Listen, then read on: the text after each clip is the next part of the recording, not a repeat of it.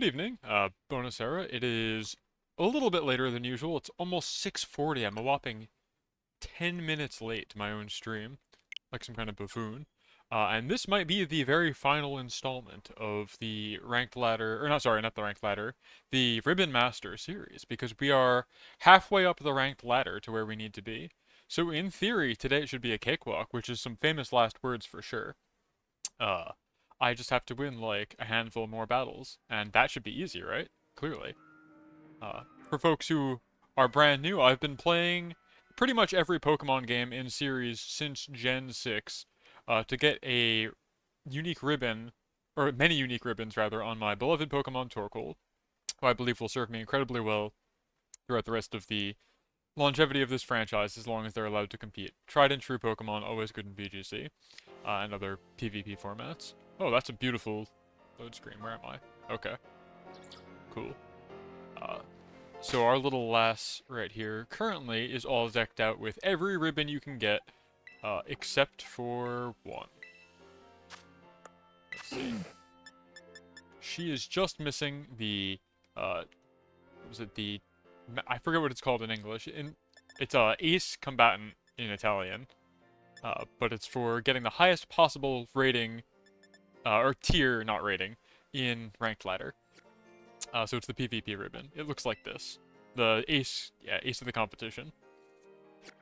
I gotta get it on this guy. So to do that, I've set up a team that I think will fare pretty well into most things on the ladder.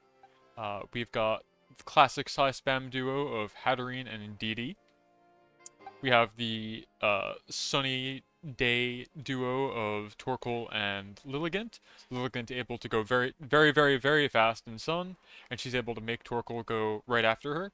So Torkoal can flourish in both a Trick Room, which is a field modifier to invert the speed format, or a regular setting, being the fastest thing on the field in either case. And in my own little spin, we've got Rabsca and Iron Boulder. The entire gimmick here is that Iron Boulder has a signature move. In Italian here, it's a Taglio Ponderoso, which is just a strong hit, or strong cut is what it is called. In English, I think it's a Mighty Cleave. And so this is a incredibly strong, 100% accurate rock move that also breaks Protect, or bypasses Protect. It doesn't remove the effect of Protect for subsequent hits. But you can just hit whenever you feel like it, and they can't really stop you, barring like a substitute or something like that. So the idea would be the classic way you try and stall out like a Psy-Spam or slow team like Torkoal with a Trick Room is you just protect every other turn, and they get basically effectively like 2 or 3 turns to actually do any damage. And then once Trick Room is over, you can hit him where it hurts. So the thought here with this guy is you can lead with a very fast Pokemon, you can hit them even through Protect, and then what Rabsca is able to do with their signature move, this is Velociscambio, which is Speed Swap in English. You trade your speed stat with that of the target, and Rabsca being very, very slow, can turn 1 set up Trick Room while you go for a big hit with Iron Boulder, and then turn 2 you speed swap with Iron Boulder, giving them your incredibly low speed stat, and allowing them to continue to move first in the Trick Room format. So you can just kind of surprise people with some big hits. They can't really protect stall you out in a Trick Room setting, and you can pretty much guaranteed be the fastest thing on the field. And Rabsca's no slouch for attacking either. They've got Expanding Force should Psychic Terrain be up, and a move called Struggle Bug, which is a relatively weak but good spread move that is Bug type, which is good for coverage, and lowers the special attack of both targets who are hit. So it's a good debuff. And that's pretty much all there is to it. The two girlfriends have incredible synergy. They can just dish out a lot of damage. These two are good for like a surprise first hit. And then Torkoal and Lilligant synergizes either a fast lead or a fast endgame. And that's pretty much all there is to it for this one. So let's go online.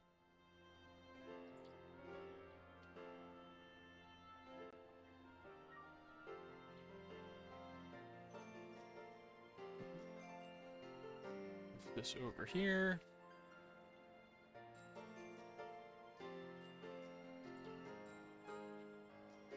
There we go. Alright, cool. It's got stuff to tell me about. That's exciting. Oh yeah, the Global Challenge 2 is coming up at the start of March. I think it's next weekend. Not this coming weekend, but the next weekend. It's going to be a global challenge too, a possible opportunity to earn championship points if you feel like you're good at the game. I don't feel like I'm good at the game, and I find the global challenge to be highly stressful, though. So I will probably not participate. Who that is? What's that? Is that Charlotte? Charlotte! Thank you! I should move that to in front of Torkoal. Where's my... There we go. Charlotte, good to see you. Thank you, thank you, thank you. There we go. PvP.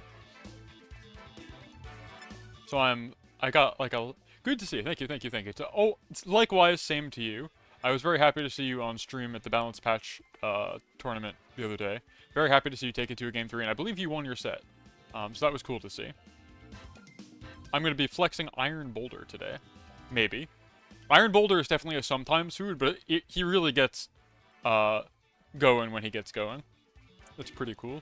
I don't know if you were around just now for me to explain why I'm bringing Iron Boulder and Rabska instead of, like, you know, actual meta staples, but basically the idea is you can do funny speed shenanigans with Rabska. It's more than just a Revival Blessing Pokemon. Alright, Sam, what do you got for me? Now that's a meta team right there. Okay, so we've got Incin, we've got Ursh. If I had to guess, it's probably Dark Ursh.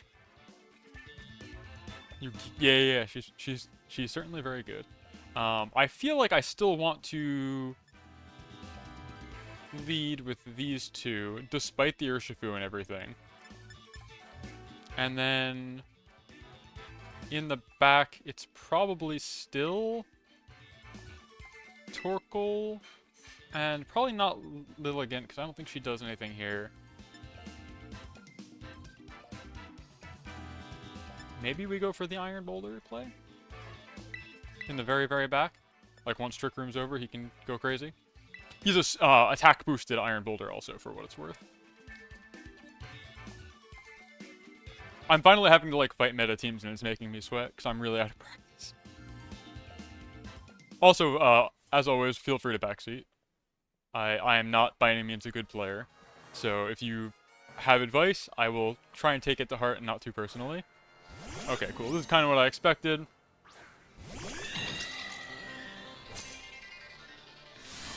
This is an incredibly free turn of Trick Room being set up.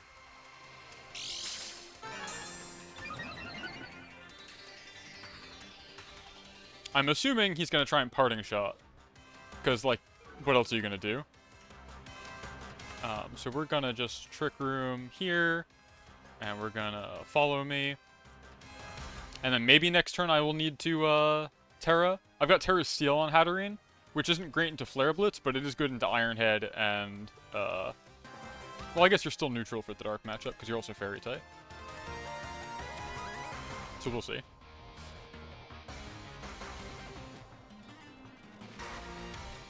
Oh, okay. We're still just click and fake out. Okay. My opponent might not have had their Wheaties this morning, but maybe it's just a rough turn one. Okay, we're boosting our defense.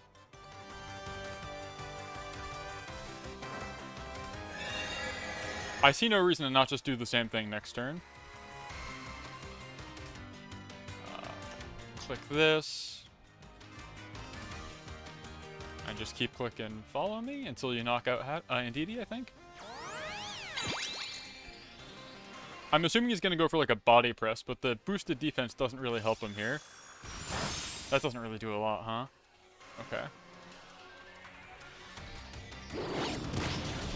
Cool. Okay, go for an attack, please. I want to get Torkoal in here. No? Okay.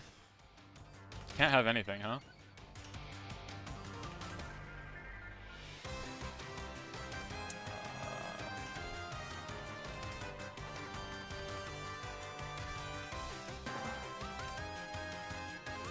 I think we just keep doing it, though.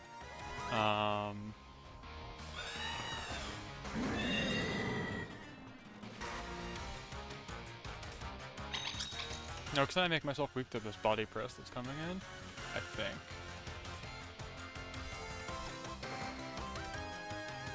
I'm not sure what the right play here is. I think I just keep doing this. And if I stall out Trick Room, so be it, because I've got my fast Iron Boulder in the back. I think he'll be okay. That's really not cutting the mustard, though.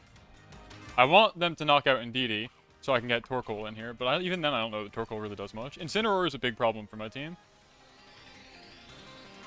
There we go. And now I'm gonna get Iron-Headed, I guess. Probably, actually. Oh no, okay. I live somehow. Torque.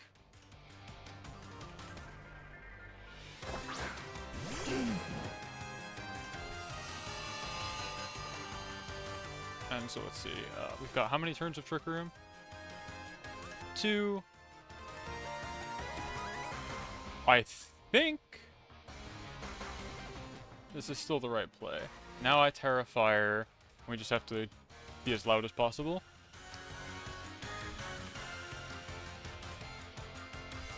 Living on that Brave Bird is kind of huge, but I got good defense investments in my Hatterene. So I'm not too surprised. Though with 2 bulk ups, you'd think actually he'd hit harder than that. Yeah, I don't know. My team does not have a good Incineroar matchup for sure, which is a problem because he's like the most used Pokemon in the entire game. I think like leading with Iron Boulder could have been good because I can just go for like a really powerful Mighty Cleave, but I don't know why I wasn't thinking about that. I think I was like scared of the Ursh or the like Goldingo. Hopefully this forces a Terra on, I would assume, the Corviknight, because then he won't have it for later. And if he Terras something that resists fire, that's probably good for me. With like rock coverage in the back.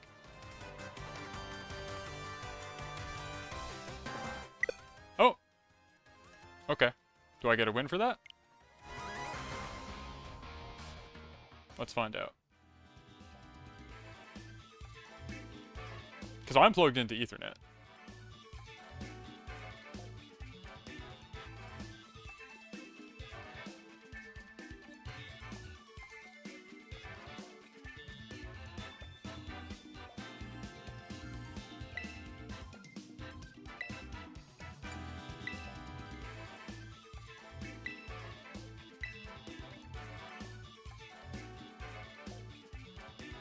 I think it just didn't count it as anything.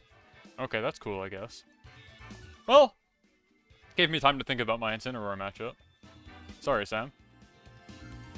Omar, what do you got? Sand team, okay. So we've got a dark type.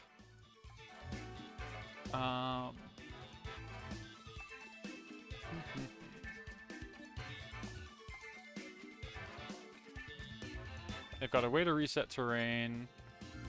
I don't know that I want to mess with Torque too much. I might go for like this. I think this is actually good. And then in the back, Torque doesn't really do good into anything on their team, but I think these two probably do.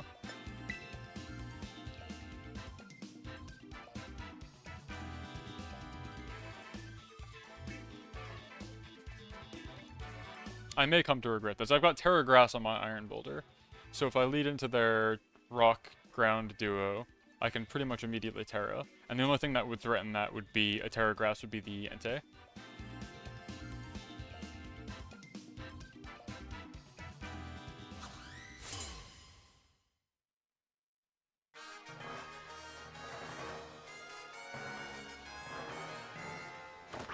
Gyarados and Entei, okay.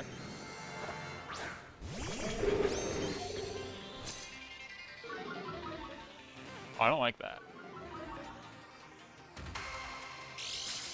But I do get my attack boost here. What do we think are the odds that he just Terra Normals on the Entei? Because he's afraid of something. This might be just like outright game losing, but I'm going to try it.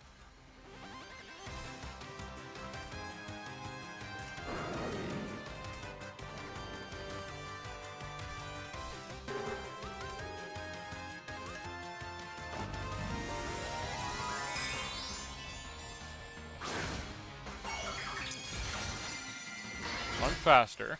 Good to know. I feel like he's gonna Terra Normal speed me.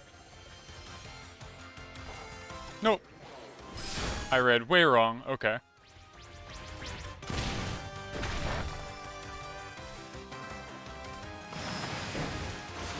Well, I resist that, which is good.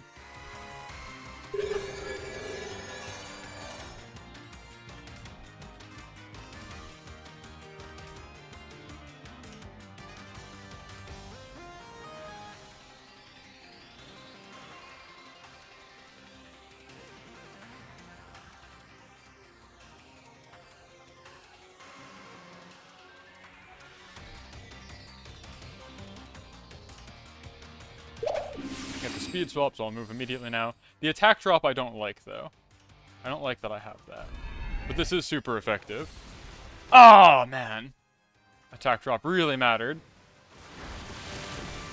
And what are you going to do, Sacred Fire? Yeah. That sucks.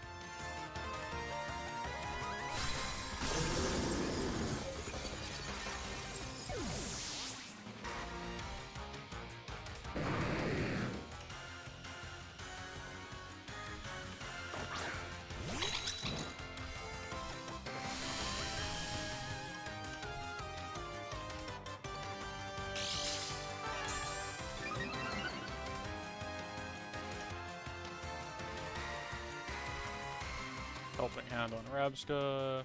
Expanding Force.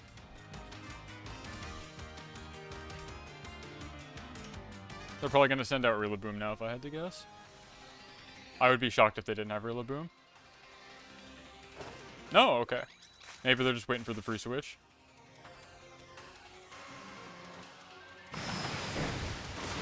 Oh, I'm so bad at this game. I'm so bad at this game.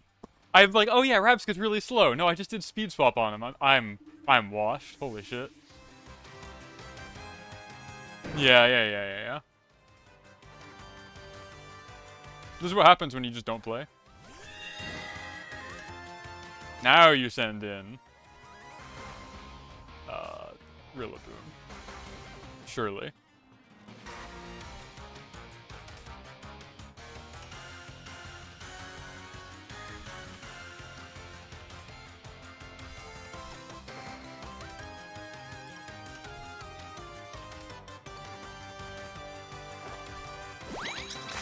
It's okay, these two are capable of performing miracles. Yeah, see? I don't know what he's thinking. Tries to extreme speed. We're all making mistakes out here today. There we go. And now it's even. Now it's a 2-2. It doesn't even matter that I played, like, complete dog water. Now he sends in Rillaboom, and it's okay, because I can redirect with Indeedee and manually set up terrain again, and he won't be able to switch out. It's totally fine, watch this. Tyranitar, okay. And Excadrill.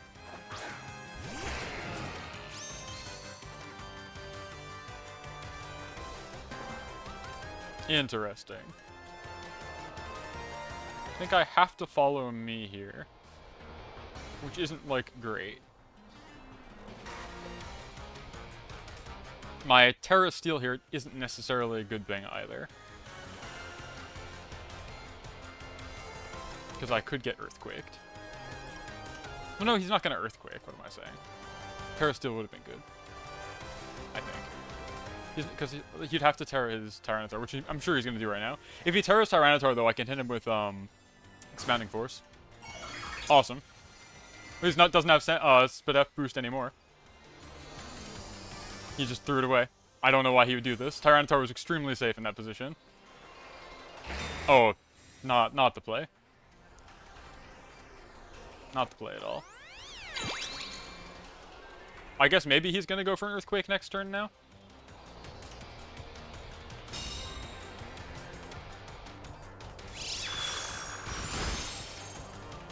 Still an Assault Vest for sure. Rock Slide.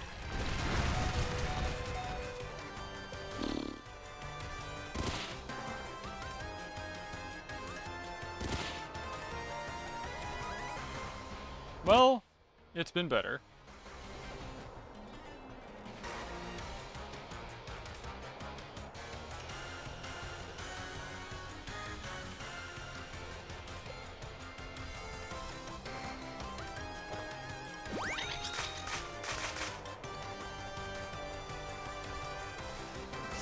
Oh.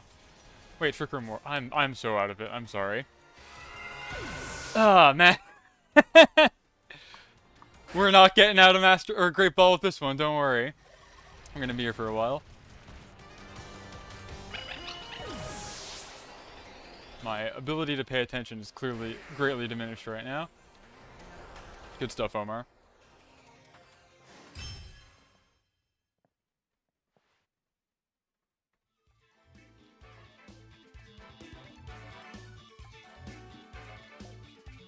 Pretty much, yeah. Like, I don't play Showdown at all. This literally only time I play PvP is for stream like this.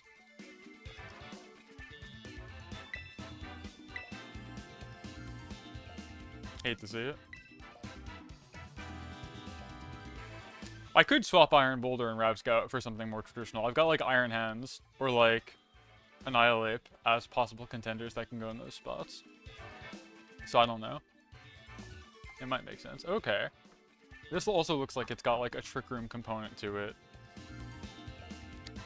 They have an Intimidator, so I probably don't want to lead with Boulder again. They got a lot of Dark types. I don't really have a good answer for...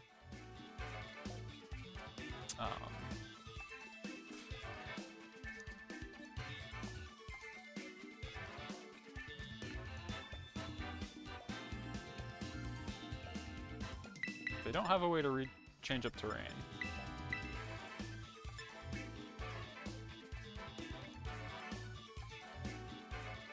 I'm sure one of them has ally switch, which is why I only pack spread moves. I don't like to have to think.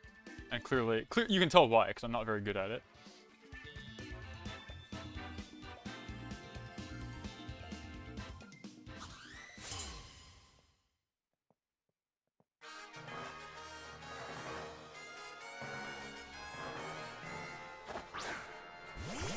Alright.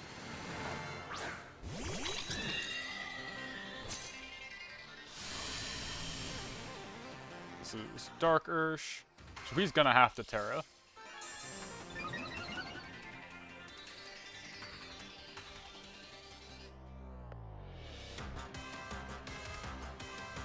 Nope. Here's what I meant to click. And you are gonna trigger him.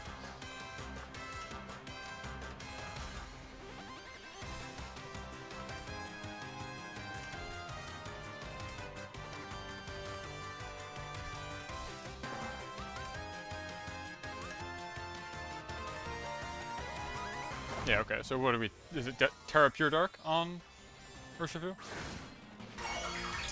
Or is it poison? It's water!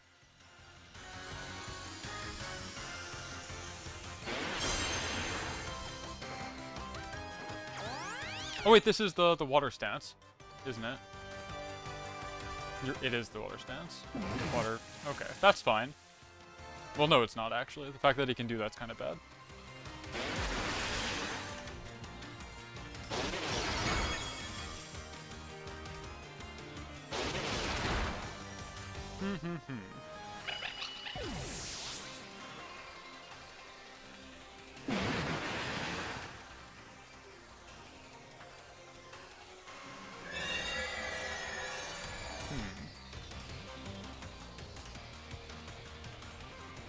He's just gonna click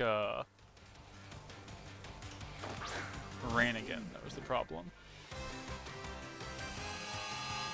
So I'm not sure what the play here is. I think I gotta swap Iron Boulder out of this team. I think it's actually not very good. It was funny for like the first couple turns of Great Ball. So I think here it's not good. Yeah, Urshifu is just like a guy. So I think I actually gotta throw Iron Boulder in the garbage. I think he's just dead. And you, I gotta...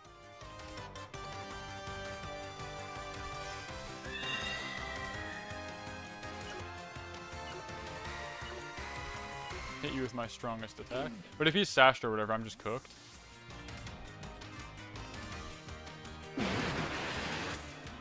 Like, he's just gonna click Rain Dance again. I would assume.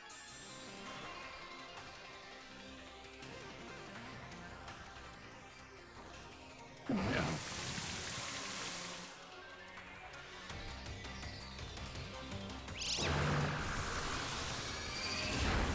Oh, never mind. We perform miracles here today. And that's why we run Life Orb on Hattery. Whatever. I need the crutch really badly.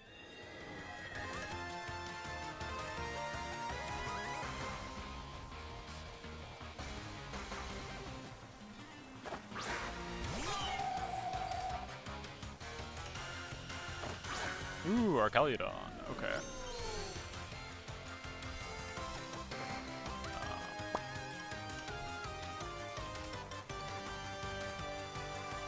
I think I Terra Grass here.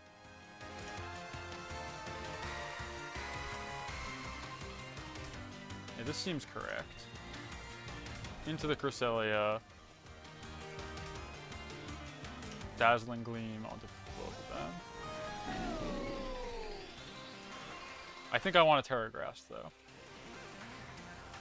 I can't explain why, it just feels right.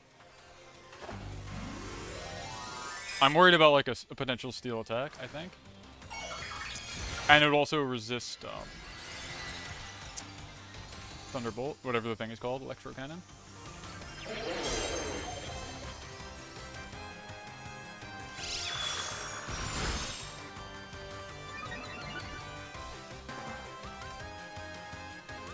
Assuming I get to move, of course.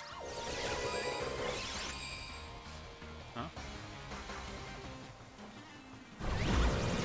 What are we doing?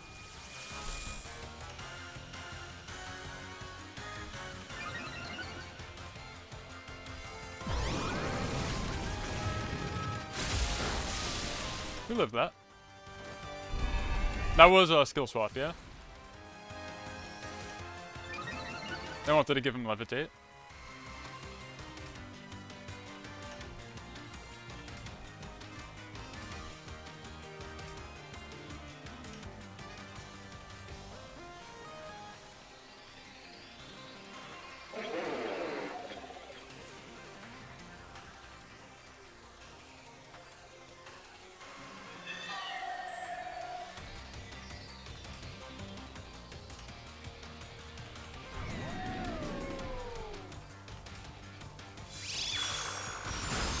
Yeah, there's just a funny bridge.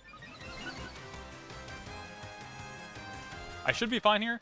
Ideally, they knock out Hat, or I knock myself out, and I can get Torque in with an Eruption on the final turn of Trick Room.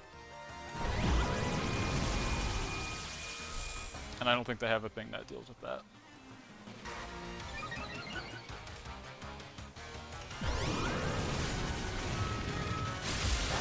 That hurts, though, I will say. That's annoying. But I think I still do enough to clear here, no problem. Yeah. Yep. Sacred Sword, very nice. Cuts the mustard. And now we get Torkoal in.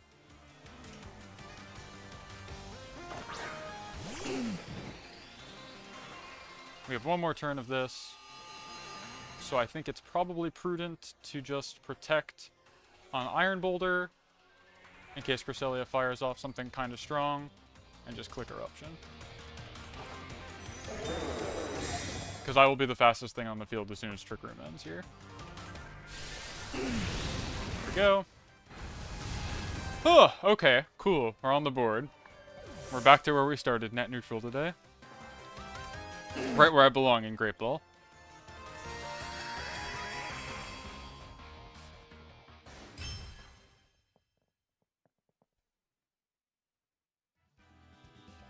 Giving a Levitate to Arcaludon is certainly an interesting idea. I'm not sure why they thought that was the right idea, though. I guess just Stamina Cresselia is funny.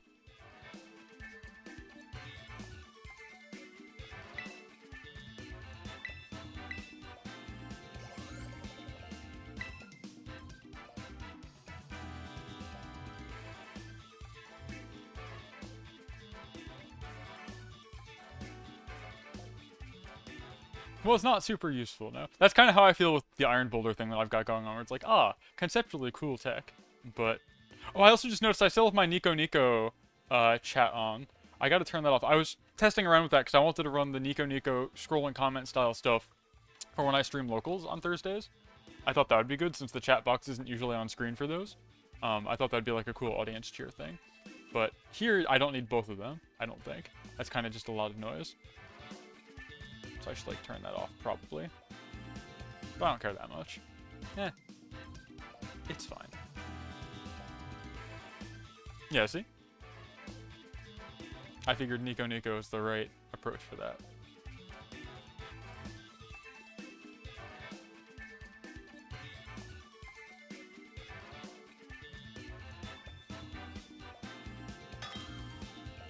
Alright, what do we got? Calvin! What do you got for me, Calvin? This is a snow... Oh, now this... See, this I can mess with. This is, like, also just having fun out here.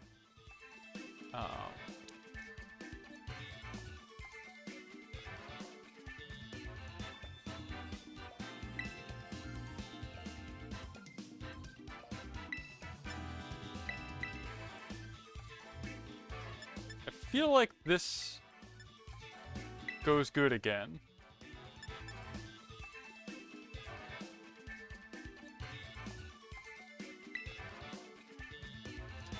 I gotta see how brave I'm feeling, because there's a world where I just switch in Torkoal turn 1 and stop them from being able to set up Aurora Veil, and like that to me seems like a cool idea.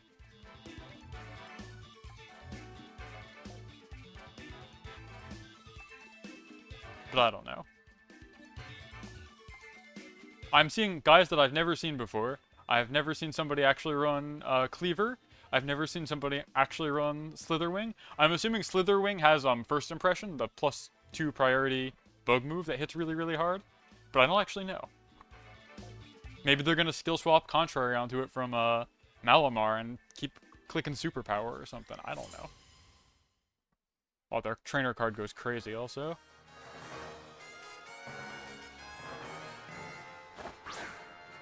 Cleaver, okay.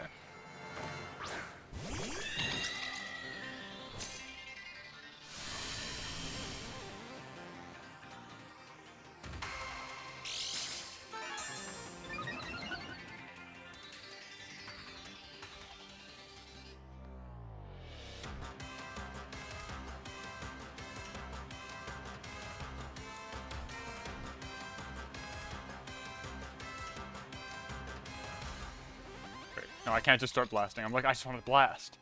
But we do Trick Room. Follow me. Have to do it.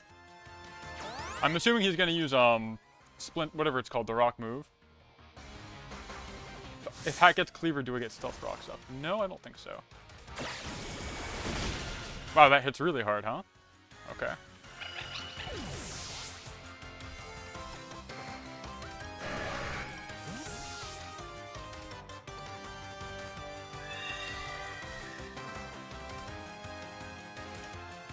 This is when I try and figure out if he's, like, banded. Dragapult, okay. Don't really care.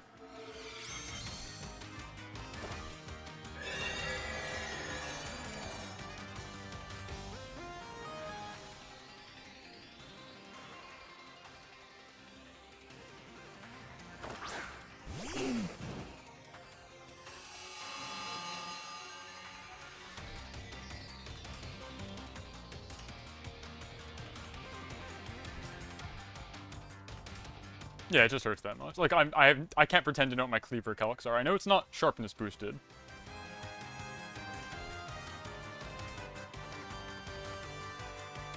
We've got terrain up, so he can't, like, Shadow Sneak me or anything. I'm still Terra Steel for good measure, because I honestly have no idea if I clear here. But I'm assuming Dazzling Gleam should knock out anything but a Terra on Dragapult, because it is not very bulky. And then I don't know. I don't know what I'm accounting for with this Terra Steel. It just feels like the right thing to do. Terra Fire on Torque gets me more damage, but it doesn't protect me from anything. And I always feel more inclined to defensively Terra, which is probably a bad habit. But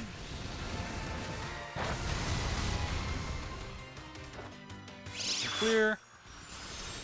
Alright. This also protects me from the bug or rock move that Cleaver might have if he somehow lives whatever he's about to deal with.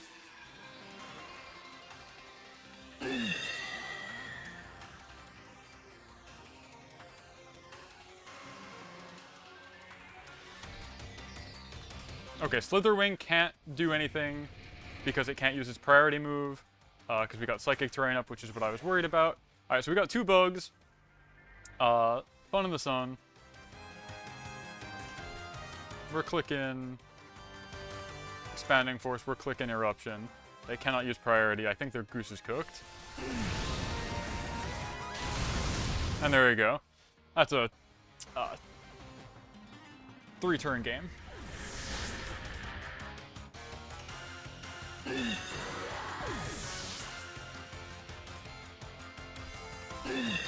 Thank you, Torkoal. That's why I love it. It's such a little powerhouse. It can do so much for you.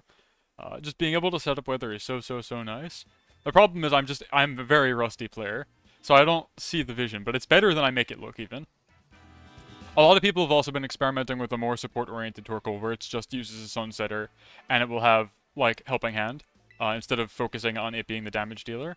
Because despite how much damage it did right there, Torkoal actually, I think, has the lowest special attack of any Eruption user. It's just got the benefit of being able to set up Sun on entry, which gives it a 50% effective boost. But it's got, like, 85 special attack, which for any other Pokemon would be considered a bad stat. That is, like, not good. It's just so many modifiers. What do you got, Noah? Ooh, okay. Regidrago. That's kind of fun.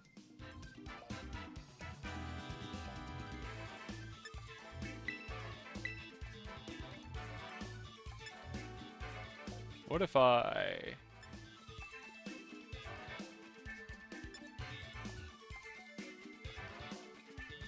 So he's got the Grassy Terrain, Grassy Glide threat, which is always real.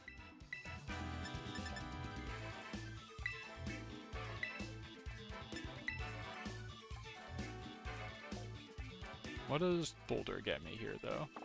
I feel like not much. But they're going to also try and set up a Rain. This is going to be a Rain Urshifu, I feel like.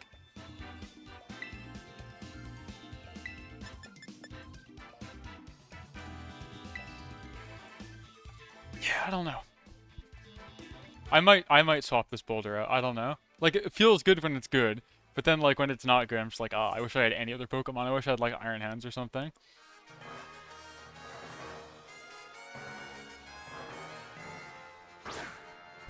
Okay. Pretty expected combination. I do not feel threatened currently. Regidrago is a Dragon type with only Dragon type moves. Maybe it can steal Terra Blast. So Hatterene is like completely impervious to it right now. I would expect it will swap, and I'm not really afraid of anything Torn can do. So I think I can pretty safely go for a Trick Room here. I say that like my turn 1 with this lead ever goes any other way. Like, I'm never going to actually attack. Because then I'm just... If I get knocked out, that's game right there. I'm not good enough to see when that's the correct play. Maybe 100,000 more hours in ladder. But not yet.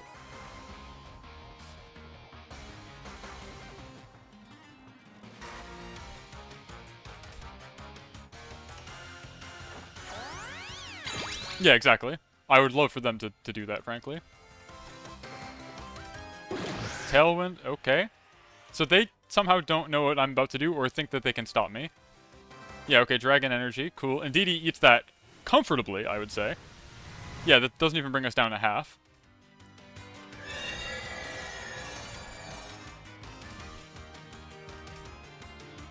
And as tempted as I am to click Expanding Force, I think Dazzling Gleam is the right play here. Because it covers for like a potential darker switch in or something like that.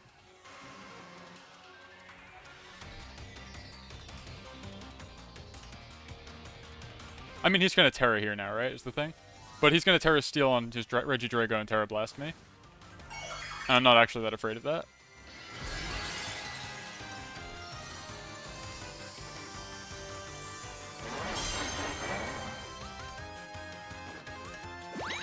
In this case, I should have gone for... No, I guess it would be not very effective either way.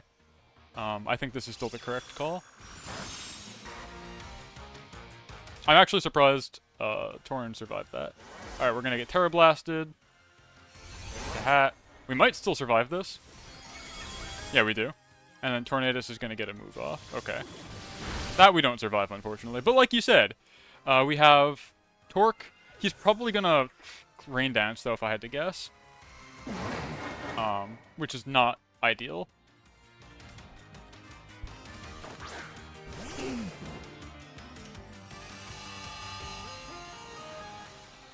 So I think here I Helping Hand and Erupt. I don't see any reason to Terra here. He's probably going to set up... Oh, he's not setting up Rain. Oh, no, he could still. Sorry, Helping Hand goes first. Yeah, okay, he's going to set up Rain. I think this should still knock out through being Helping Hand boosted and super effective. But I'm worried that I'm wrong. Okay, we're good there. But now it's probably Urshifu in the double crit. I don't think the crit mattered in the slightest, but I could be wrong. Maybe I'm getting carried by my luck here.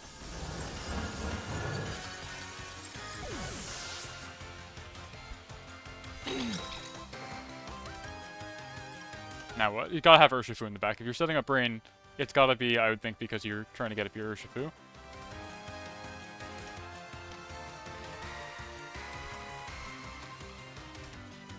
Goldengo.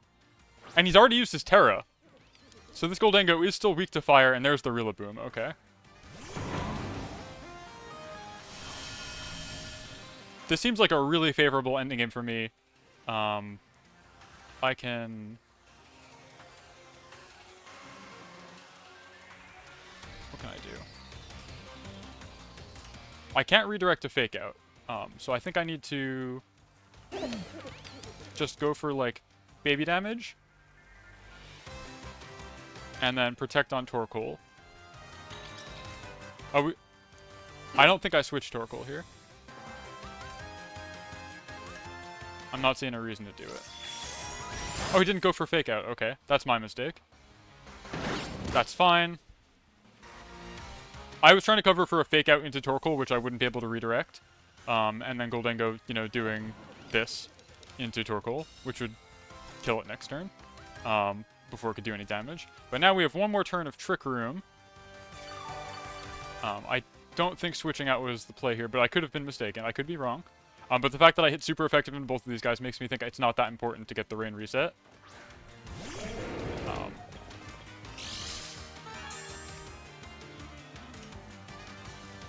Yeah, and now I believe I can do a Protect on Boulder. I was considering Terra Grass on him, but I think you're right. I think...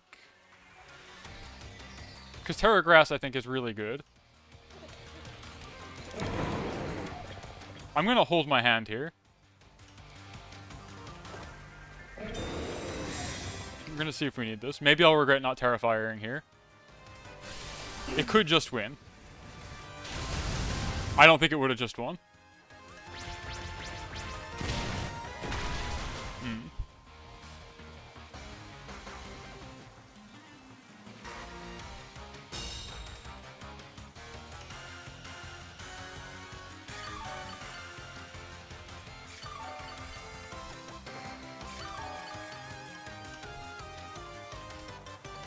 Maybe it would have gotten maybe Goldengo, though. Which would have been really cool.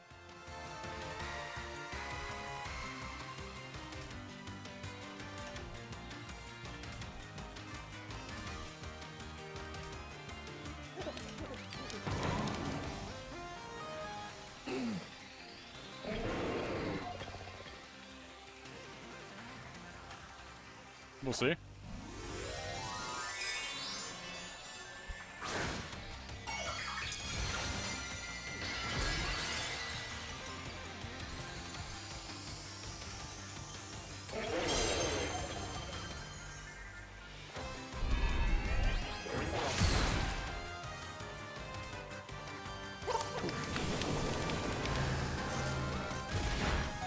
Oh, man.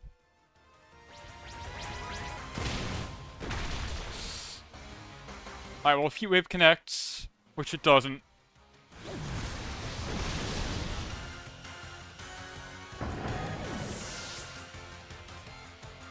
It would have been really nice if Heat Wave connected right there. But I think Rain ends now too. No, it doesn't. Okay. Shit.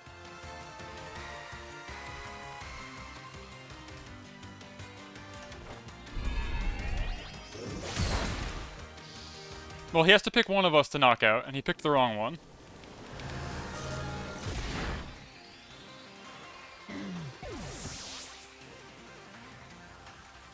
I'm not sure why he didn't just make it rain right there. Unless he somehow doesn't have make it rain.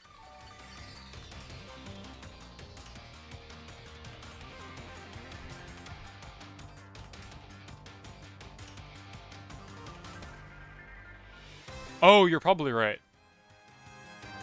That's very funny.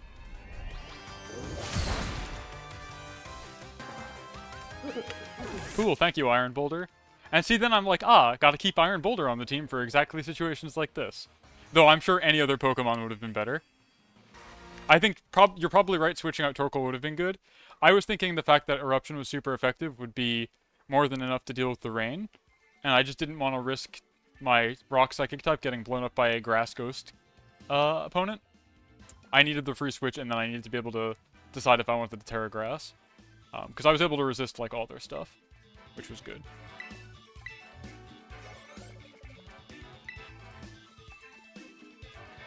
Yeah, I don't know. But if I had Terra Fire there, I would have gotten the Golden Go, maybe, which would have been good, but I would not have even come close to the Rillaboom, because he's Assault Vested.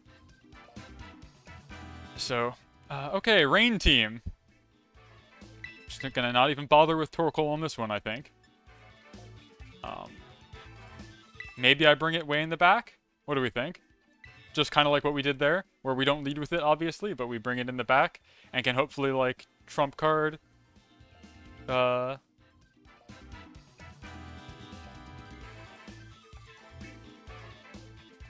do I lead with Iron Boulder and try and blow somebody up right away? They've got a Chinchou. What's going on here, actually? I don't know. Hold on.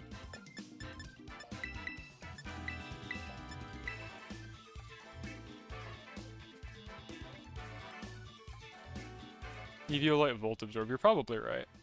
I'm thinking, what if I just go really fast initially and just blow up the Rain Setter?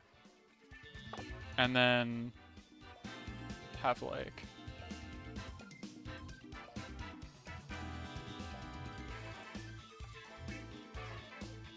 Yeah, I don't know. Maybe this isn't a good idea.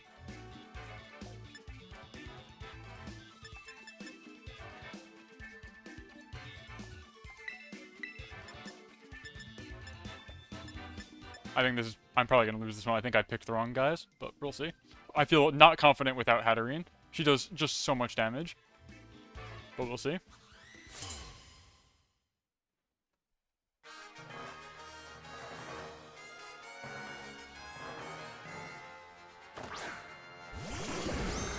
Okay.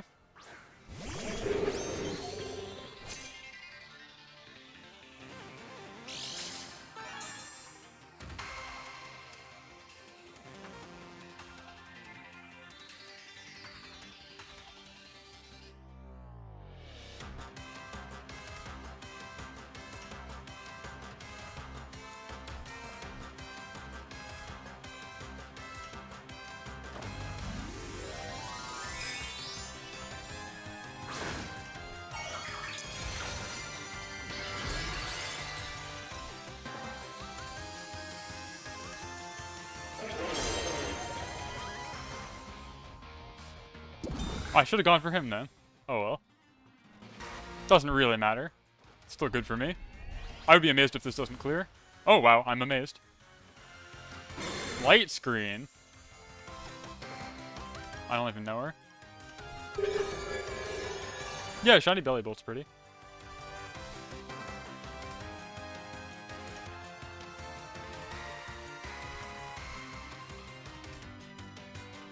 I think I just go for that slot again. And go for my speed swap. And then I could potentially speed swap again onto one of them to make them really bad. Really slow in Trick Room. I don't know my belly bolt calcs, unfortunately, so I'm not really sure what I should be doing here. I'm assuming it's really slow, and it might even be slower than my Rabska.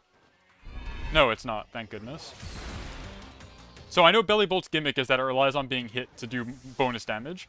Kind of like a Wobbuffet, so I'm trying to ignore it. Yeah, like, that doesn't really bother me too much.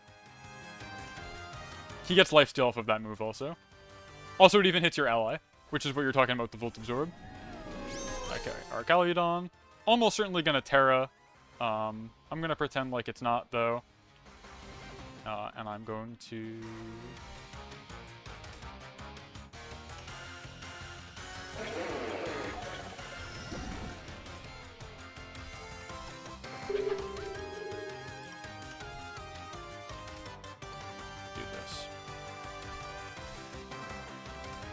Yeah, he's gonna Terra Fairy in front of me.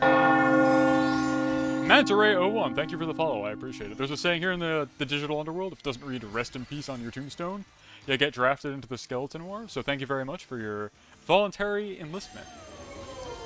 Enrollment. Welcome, welcome, good to see you. Oh, that does nothing.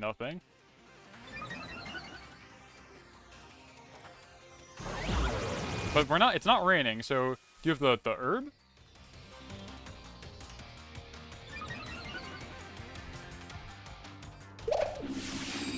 Alright, well he's not doing so hot over here.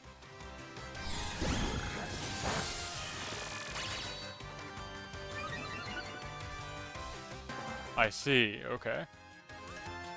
I don't like that.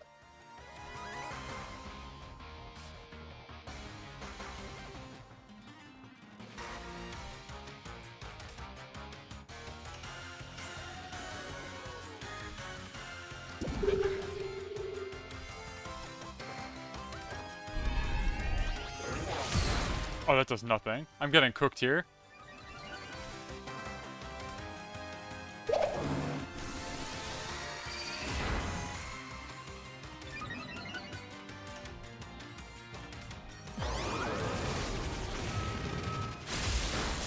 That's fine, it's a free switch. I kind of want that anyway.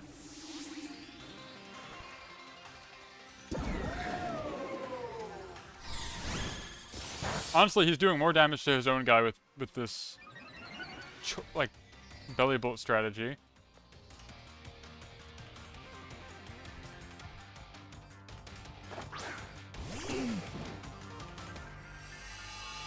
And now I think what I want to do is, I've got like, what, one turn of Trick Room left?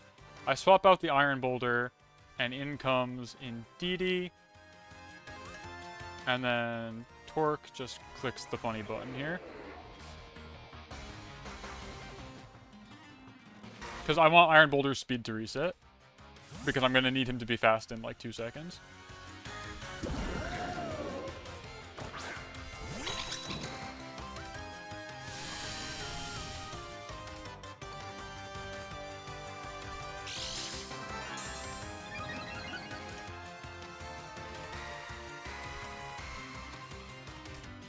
Can't do that, unfortunately.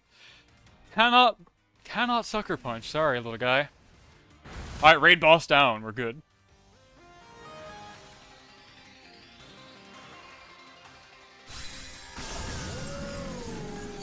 And now, if they only have special attackers, I can just freely set up another Trick Room with Indeedee. Ain't no way she goes down to special attacks from these jokers. But we'll see what the final guy is. I don't know who this is. That's a physical attacker, right? But it's in the sun, and they have no way to set up rain. So I think I just click this button. We'll see what happens, I guess. Either they kill Indeedee, or they don't. I did burn that bridge.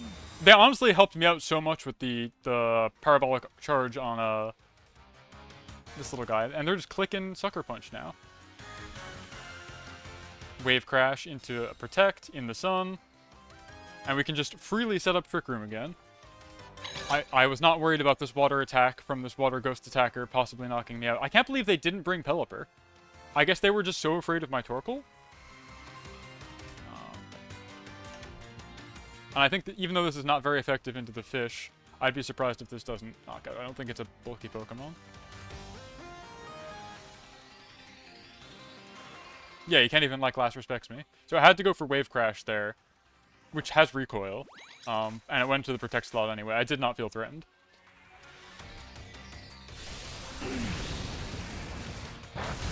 Oh, wow. I keep being like, oh, it's not very effective, but I'm sure it'll clear. And then it doesn't clear.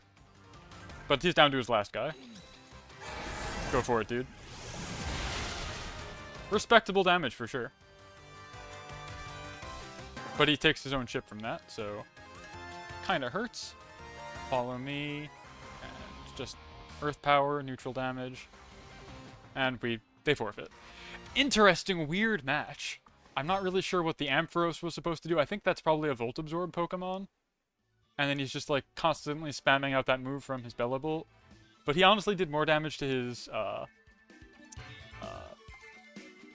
Arcaludon.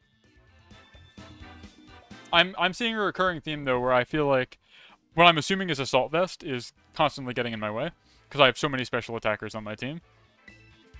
So definitely something to think about. Cool, we've leveled up again.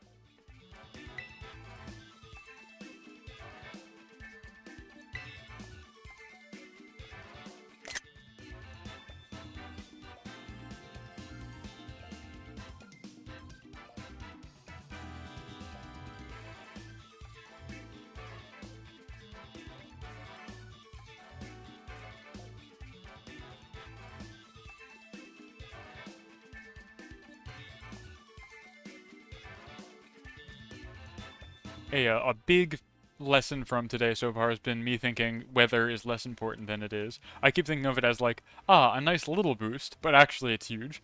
Because when I'm thinking about the damage reduction in my head, I'm thinking about a 50% reduction, when in fact it's actually a 100% reduction. Because I'm usually doing calculations of what the fire damage looks like with the sun boost, which is plus 50.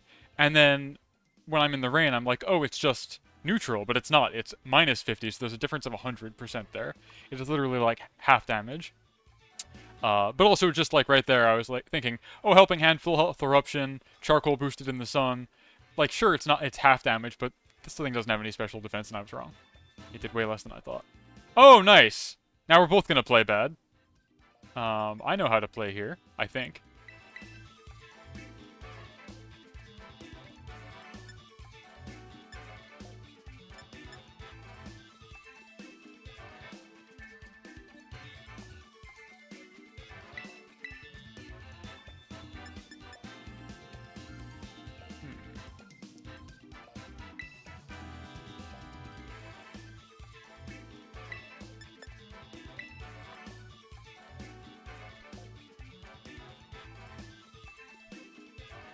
Now, when two hard Trick Room teams fight each other, it's very funny, because neither player actually wants to do the thing where they set up Trick Room, because they're just giving the advantage potentially to their opponent. So now we're both going to play really bad, probably. I would be surprised if I don't see Iron Hands as the lead, Iron Hands Hatterene, try and go for a fake out or something like that, while they set up Trick Room. That would be what I would do.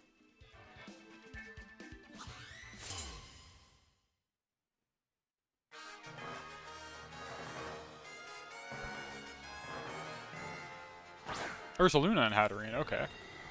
That's actually kind of really scary. But I think I have to, like, all in on the Hatterene. Because I can't let her set up Trick Room. Like, it would just be very bad to let that happen.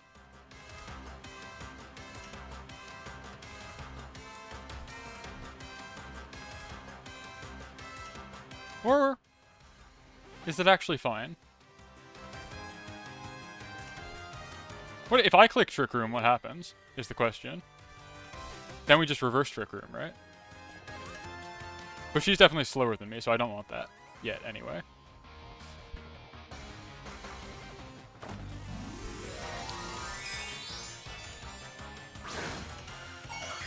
We're gonna find out what happens. This is gonna be weird. I'm Terroring here to cover for a potential Earth Power from the Ursaluna, though I would have liked to resist a normal type attack. I'm not sure if that's the right move. He protects, okay. Doubling into the hat here. She does not survive that. I don't know if the crit mattered. Hard to say. Doesn't feel great to crit, but you know, we do what we can. And I think they're in a really bad position now. Like, really bad. That's not how you want that to go at all. Because I have the speed advantage. I guess I didn't need to Terra. I was just really worried about an stab earth power coming out of this thing. Okay.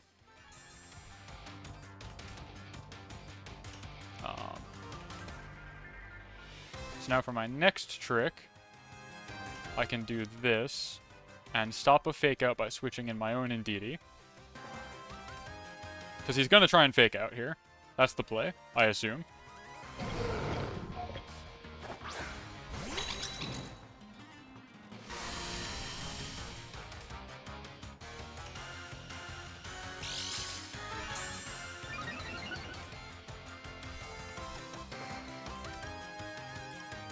Alright, they're going to Terra normal, I would assume, on the bear. Which is why I went for the Sacred Sword. Oh, okay. Well, you win some, you lose some. The fake out gets absorbed, though, but for no real benefit. That sucks. Hurts a lot, but that was still a crit. We're going to see what we can do with that.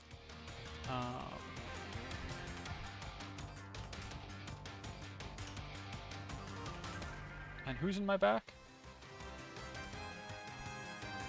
I just have Torkoal and Rabska, right? So I think actually with Indeedee here, I'm going to set up...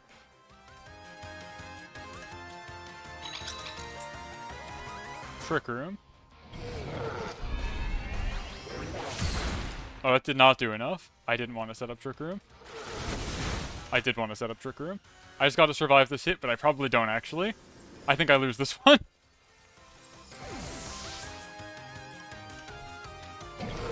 Oh, I do survive this one. Okay, because this is the weakest hit known to man.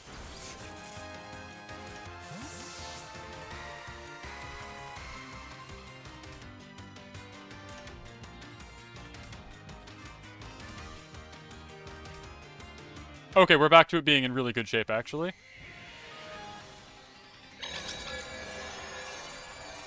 Because now I get to send out my friend, who is slower than both of these guys. Glastery is a physical wall, but they do not have a ton of special bulk. And yeah, you're correct. Helping Hand. In retrospect, I definitely wish I saved my Terra for Fire. Grass didn't get me anything. And Fire would have gone crazy here.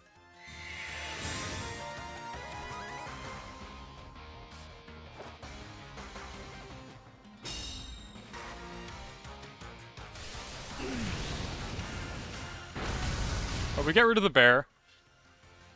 Yeah, the bear was definitely going down at health from an eruption in Sun.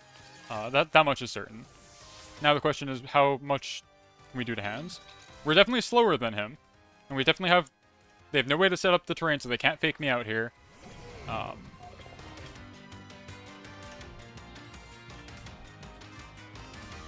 I think what I do is this, and then follow me, actually. I don't think I kill the hands, and I think I'm going to want to redirect like a Drain Punch. And then I can get Rabska in, who can click Expanding Force.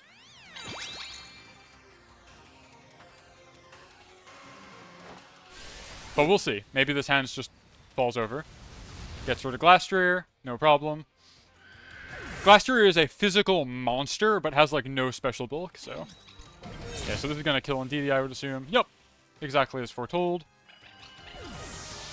And now we can get Rabska in here.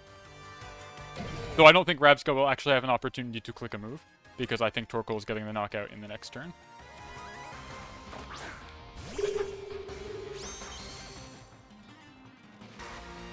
Erupt, and we Expanding Force.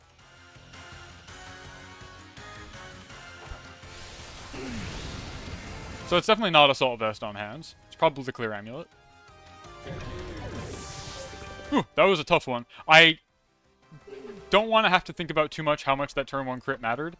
I don't know how... Nailed by eruption. How well Hat survives a Mighty Cleave.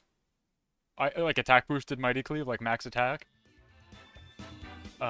Nailed by Eruption. So true. Yeah, I don't know. I don't want to think about it too much. Because it feels bad to think that it mattered, like the crit changed the course of the game. But being able to delay Trick Room until I wanted it was really helpful. Nailed by Eruption. Nailed by Eruption.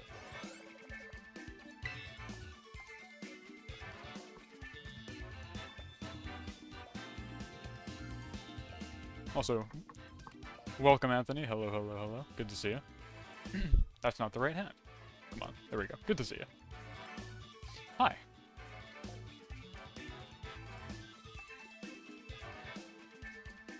I'm running Iron Boulder and Rabska, as you may have just seen. I don't think it's good, but further testing is required. Oh, we're fighting somebody on the Korean ladder. Ugh. Palafin. Whimsicott. Oh. I don't like that.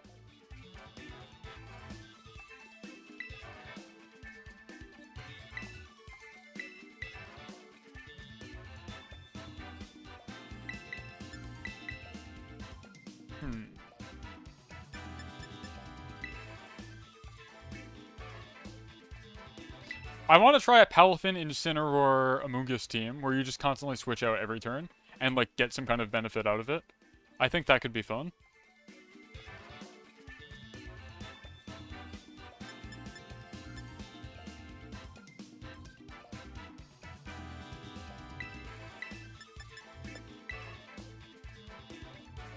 Alright.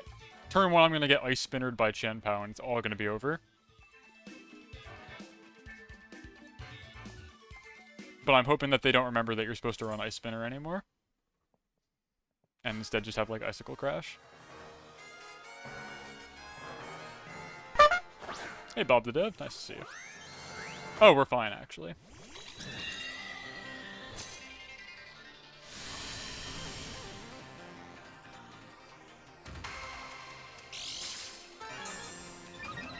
Are we fine enough that I can just click Expanding Force? Hold on. This is a really passive turn 1. They can't do anything to me with Whimsicott because they've got terrain on the ground. So I think I can just literally this, and I think I can click Dazzling Gleam as a protect for the Chien-Pao switch in. Yeah, they're gonna switch you out, and they're gonna switch Chien-Pao in. Oh, they're gonna send the dragon in. Okay. Whatever. Oh, okay. Pikachu! That's Pikachu. I know that one. That's Charmander. Have a nice day tonight. Thank you. Follow Me would have stopped this. I should have seen this coming. I probably just flat out lose now.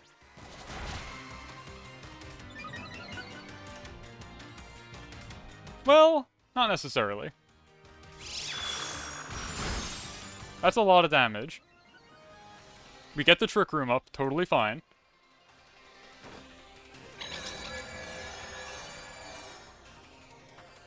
I'll have to remember that as a lead. For some reason, I didn't see that coming.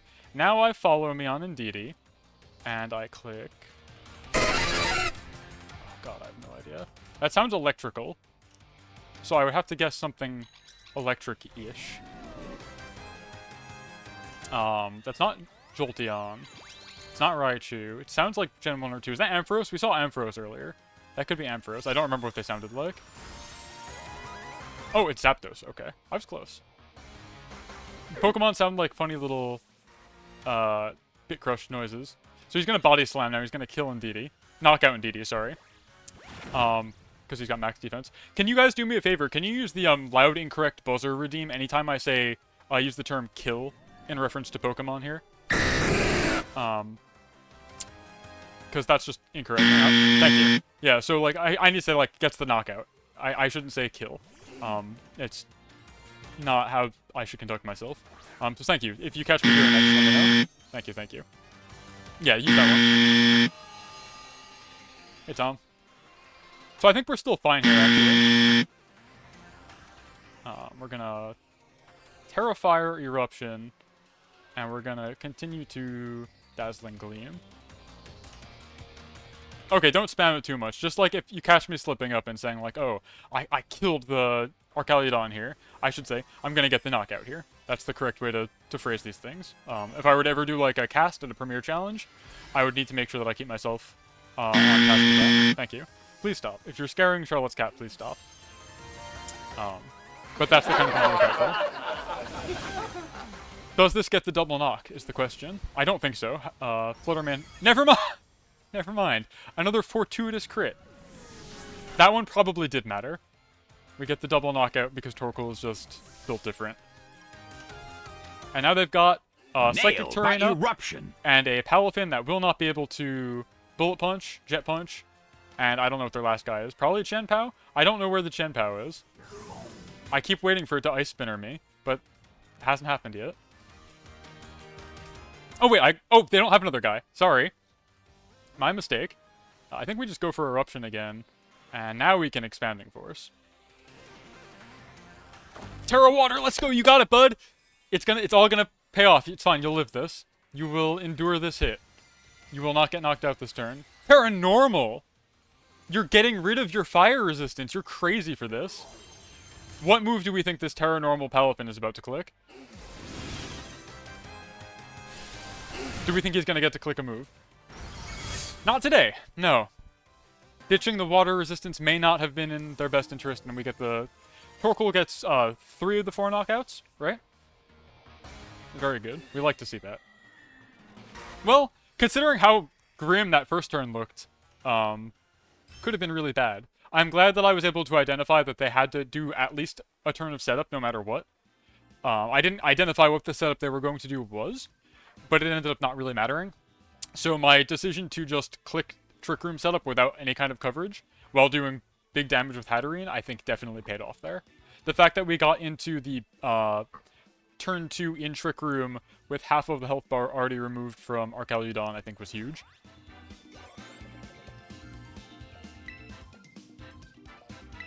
I'm assuming people are going to have meta teams at some point. I don't know, because he doesn't get... I don't know why you'd click Quick Attack or anything like that. And he doesn't get Extreme Speed. So I have no idea what the Terra Normal is for. Giga Impact? Yeah, I don't know. It feels like a thing you just click to get rid of your weaknesses, but that's a Pokemon you pretty much have to offensively Terra on, I would think. Like, when you're a priority spammer like that, it's all about offensive Terra. You Terra Normal Entei, you Terra Normal Dragonite. I think somebody played the Dragonite sound earlier today, by the way. I think I heard that one after Zapdos. I think that was Dragonite. Florian, what do you got? Here we go. Here's a meta team for us. Our old pal Incineroar. I don't have a great answer for him, unfortunately. Oh,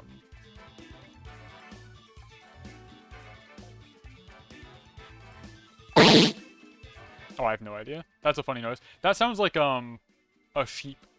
Is that like Wooloo or something? No, it's too low quality sound for Wooloo. I have no idea. This feels like I want to click Iron Boulder. But if they just like lead with... I don't know what this feels like I want to lead with. I'm going to throw here, just so you guys know. This is going to not work. But I want to try. Oh, Feebas. I have no idea. Would not have been able to identify that one. It sounded like a sheep ba. Not a clue. I'm going to throw here. But I want to see what happens if I click Mighty Cleave into Incineroar.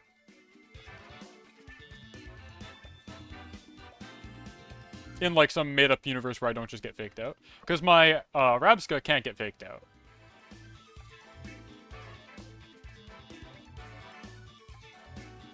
My Rabska's holding that cloak. So they can't fake me out. They don't seem to know what they want to pick either. Which is interesting. Which makes me think that they see an obvious lead that I could have that would disrupt them. And I'm thinking like, oh no, their team is very good. But if I Terra Grass on Boulder, both it and Hat are immune to Spore, which is nice. Which is definitely like a useful thing to consider. Makes me weak to Flare Blitz, but what can you do?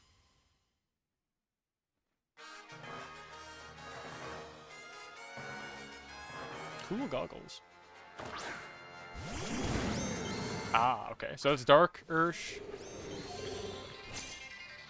I feel like we're not getting Trick Room up this turn. I feel like we're not actually doing much this turn.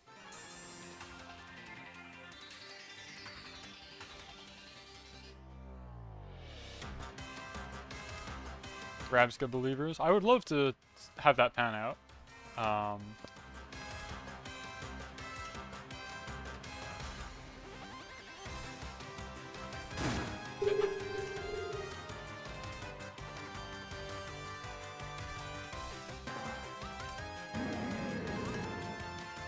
We're gonna see what happens here. If this guy Flare Blitzes into my Iron Boulder, like, he earns the win, I think. Alternatively, he could just, like, Parting Shot. Or, you know, again, just Fake Out. But protecting to try and dodge a Fake Out feels bad when there's the Urshifu pressure. Okay, there's the Fake Out. Now Ursh Wicked blows into my Bug. And I die. Thank you, Buzz me. I get knocked out. Yeah, this is going bad. This is bad. This is very, very, very, very bad. I think I've basically already lost. Yeah.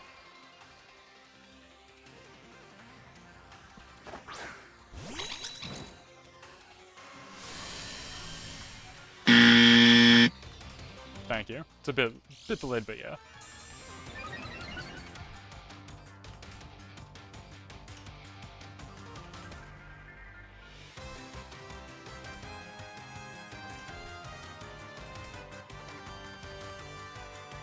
See if I can stop a Sash? No. I don't know what the play here is, actually.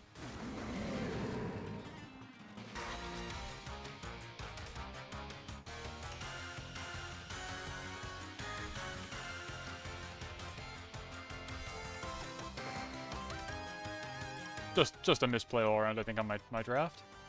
I don't know why I thought I could just freely set up in front of both of these guys with, like, no redirect or anything else.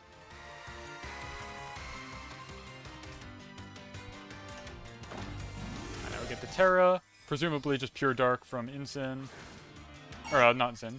What do we get? Terra Water, okay. Good reads all around.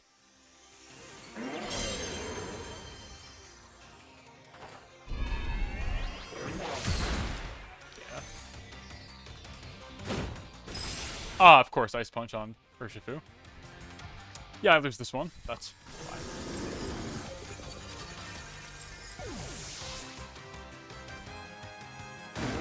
Unless... Now this knocks me out, right?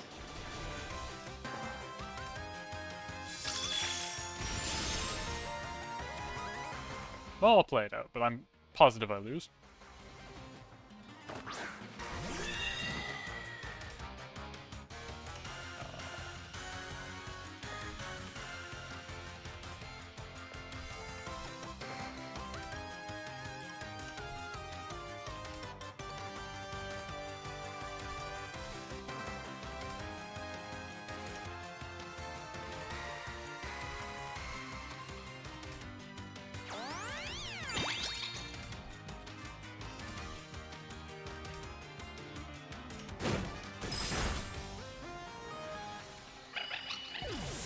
Are you gonna Parting Shot me when I can't switch out? Now you're gonna knock off? Ugh.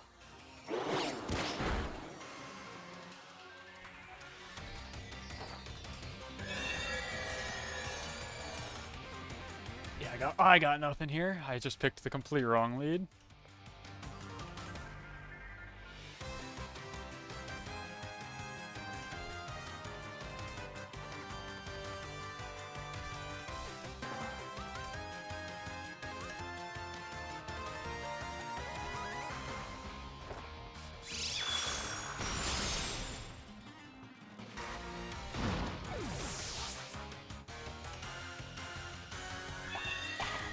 And he got a berry. Ugh. Incin just causes so many problems for me. Well played. I should have just led with these two. I don't know what I was afraid of.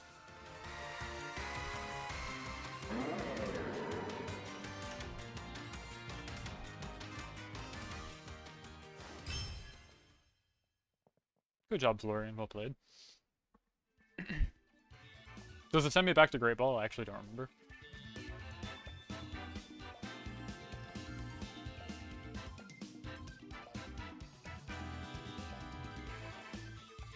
Yeah, but I mean, like, it's up to me to figure out what the counterplay is, right?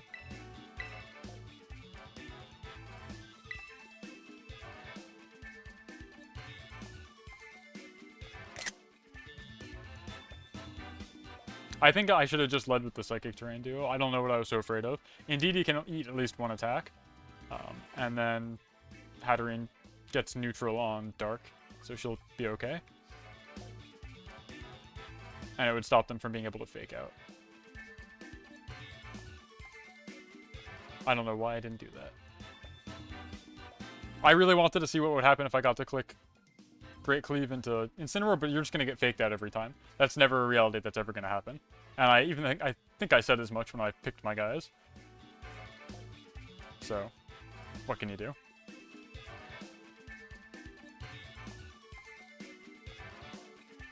In DD Boulder, I think would have worked there, yeah.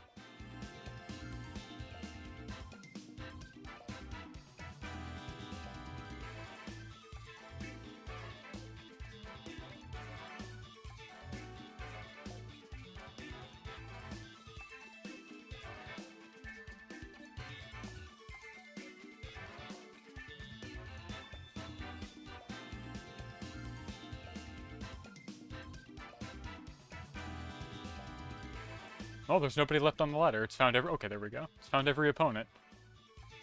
Alright, Ray, what do you got? Lion said, hello, hi. We're maybe in the final... Oh, mirror match, cool. We're in, like, maybe the final stretch of our game here. Let's see. We're fighting a Trick Room team. I'm trying to get the PvP ribbon. I'm in Ultra Ball tier now. Let's see, they're going to lead with something that tries to set up Trick Room, I assume. Probably in DD Hatterene. How do I stop that? What did I do last time? I had this guy, and I swapped into my own in DD, I think.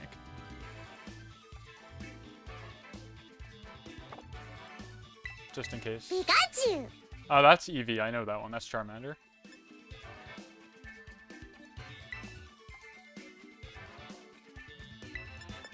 This worked out good for me last time into the Trick Room mirror. So we're gonna see what happens. Oh, hey, Denshi.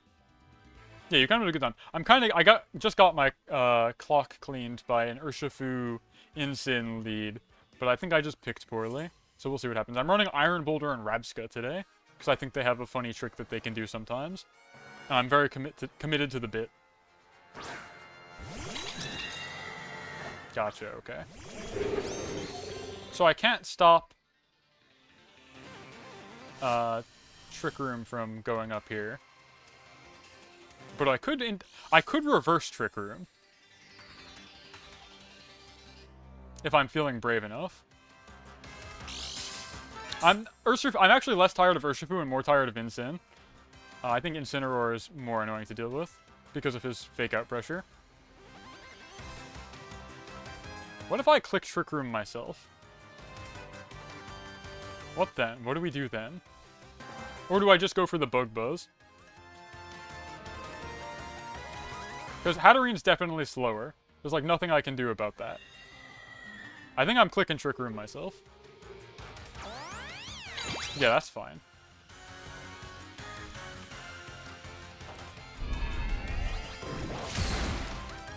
Oh, is that a sash? No.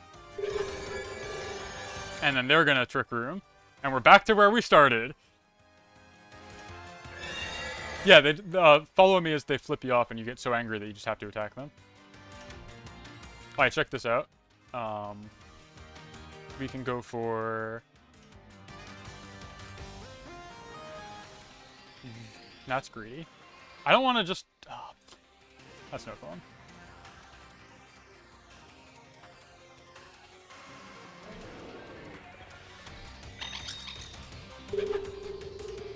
I think... No, I think I just protect here. And... No, because if I protect... No, this is correct. This is the right play. I think.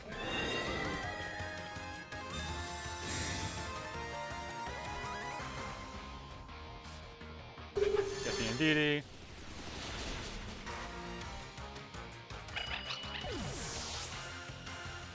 Now, are they going to go for the Trick Room again?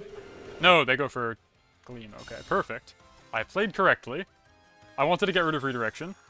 And I didn't want to just throw my Giant Mighty Cleave into doing 2 damage on Indeedee. Okay, so Torque comes out, and they don't have Redirection anymore. And I can go through Protect, so it's not looking very good for Torkoal, I will say. And I can click Expanding Force, because we have Terrain set up. So I think I do that. Doesn't matter, bud. You don't get to protect against Iron Boulder. Watch this. Thank you for playing. And it was a crit on top of that. He doesn't know.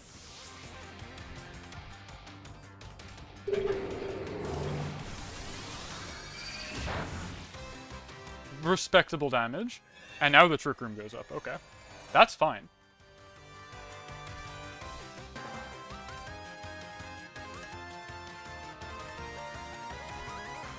Iron Hands, okay.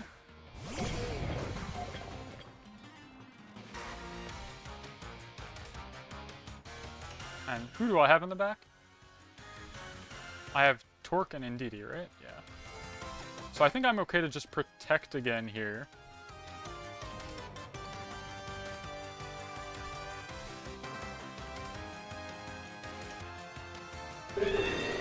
And click Expanding Force. Again. Maybe this is the wrong play. But I think I can get rid of... Man's clicking Fake Out. He's panicking so hard. D-Gleam should not get the knock, I don't think, on Rabska. Nope, we comfortably endure that. And we get the Expanding Force onto both of them. Not an Assault Vest.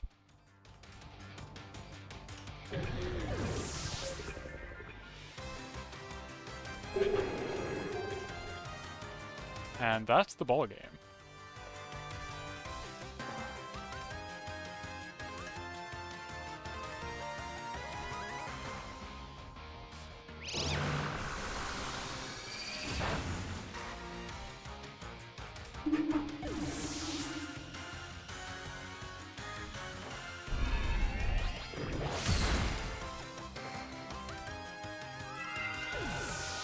So that I feel like I played well. I actually feel like I played that well, instead of just getting lucky. I identified what they were going to try and do turn 1. I had a plan for it, where I clicked Trick Room with the intent of reversing Trick Room, knowing that they could not resist because I, too, am an Indeedee Hatterene player. So I got the reverse, turn 1. I was able to do enough damage into the Indeedee that I was able to protect turn 2 and get a knock with my spread move. And then from there, they lost the tempo completely. It was well played. That's one for the highlight reel. This next one, not so much. Starscream, hello. Thank you for the... I'm assuming you're from Lancet's channel, yes? Nice to see you. Hi. I'm doing a Ribbon Master quest right now. I have them, almost all of them. I've got... Where's my buttons for this?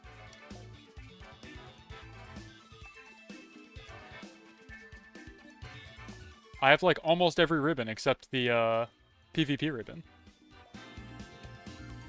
Which is what I'm trying to get right now. I'm sure I'm going to be hard stuck in Ultra Ball forever, though. Spam with the Twin Genies of Healthy Meta and Primarina. Golly, okay.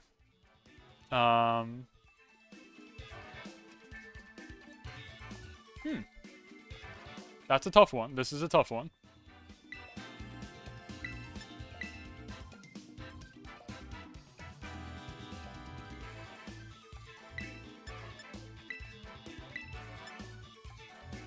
Torque just gets walled by Armor Rouge is the problem. So I think it's got to be these 4 again.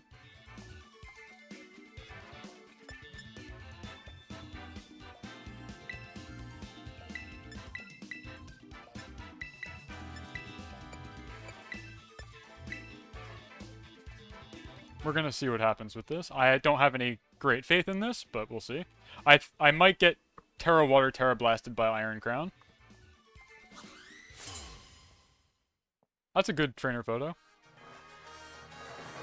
I am a ribbon connoisseur. I'm so close to having them all. Okay.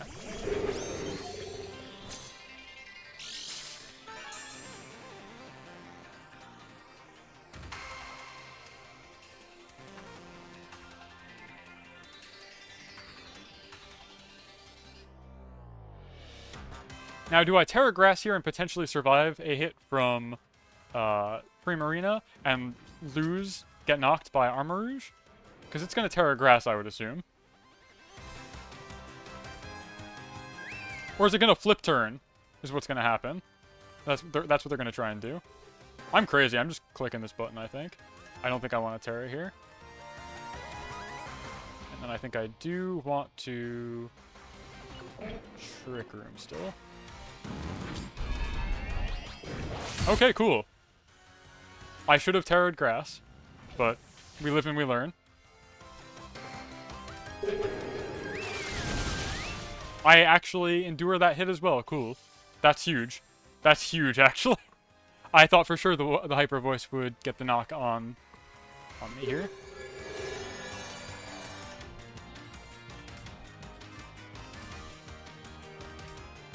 Oh yeah, I would be very sad if they shut down Bank. We will see, I suppose. Oh, you know what Indeedee's gonna do here? They're gonna redirect my speed swap. I think we lose Boulder here.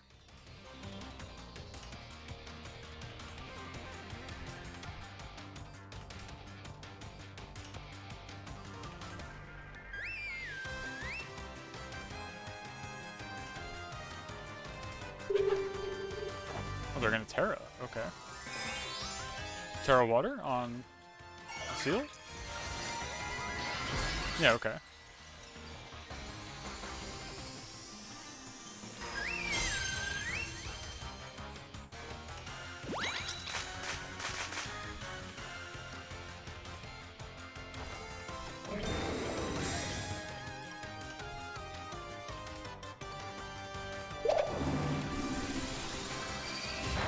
Where are my Rabsca believers at?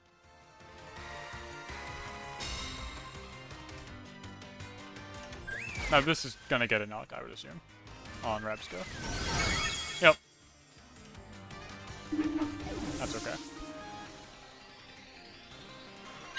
Because I think I'm totally in the clear to just reverse sweep with the Pat.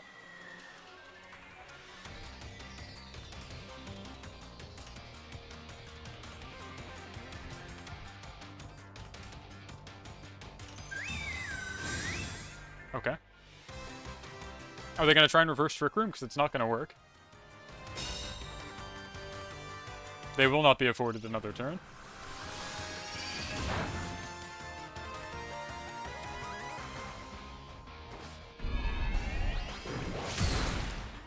Very nice. Oh, they had a... I guess that makes sense that Mighty Cleave does contact. I never really thought about it.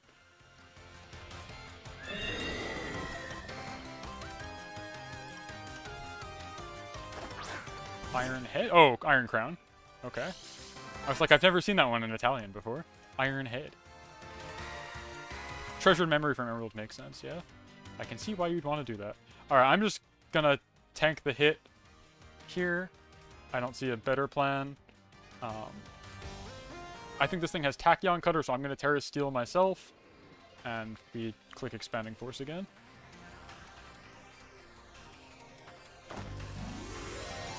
Terra Steel should cover for, like, anything that they can do. I think. Tachyon Cutter will be not very effective. Psychic will be not very effective.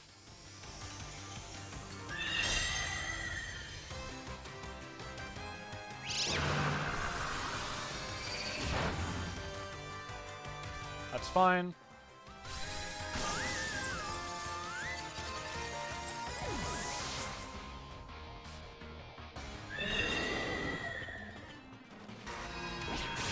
Oh, okay, we still get the Mighty Cleave.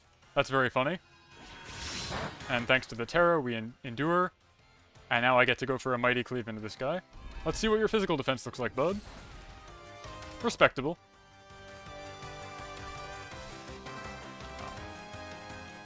Alright, we got how many turns of Trick Room? Last turn of Trick Room, so I'm going to actually swap Boulder out for Indeedee. Because when Trick Room ends, I want to be able to set up again if I have to. And now we've got single target. I think this is stronger, because it's only a single resist instead of a double resist.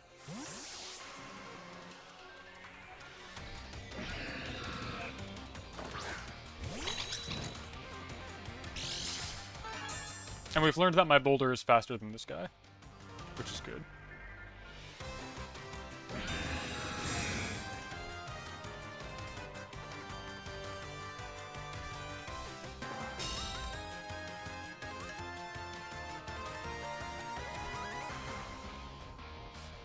That's fine. Follow me. Gleam.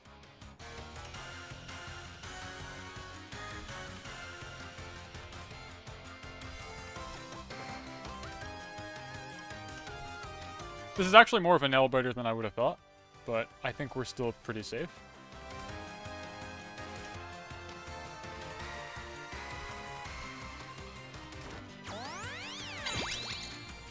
They're probably going to go for Expanding Force themselves, which I don't think. No, they're going to go for Tachyon again, which just does nothing. In that case, I get yet another turn of being able to click my attacks. Which it looks like I'm going to need. That's very funny. Okay, no Psychic Terrain, so they can't use Expanding Force anymore, which means my Follow Me's are pretty much guaranteed free, and I just have to click one more move. If they Protect, I don't know what they're waiting for.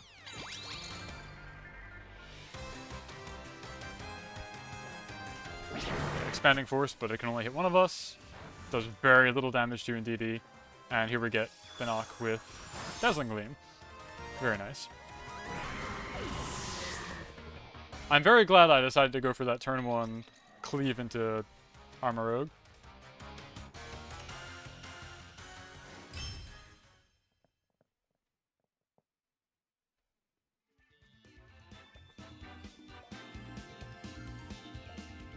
I'm also glad that I have, like, apparently a superior matchup into a lot of Psy-Spam teams, based on closed team sheets best of 1.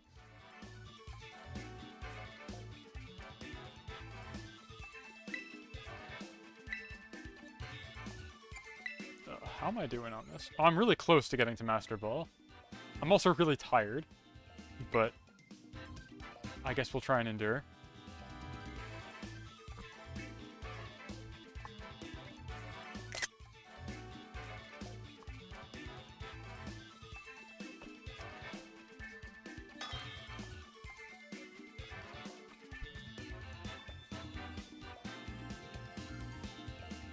Oh boy.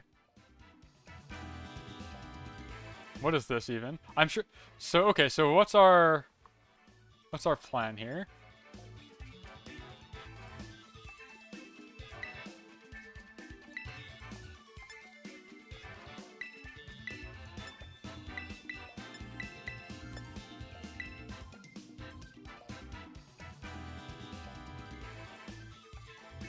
They're gonna, like, try and Perish Song the Tatsu or something? I feel like I can see what they're gonna try and do. Because, like, they've got the Flamingo to try and swap in. Hi, I'm in potentially in my last game of Ultra Ball, which is the one I need before the final tier.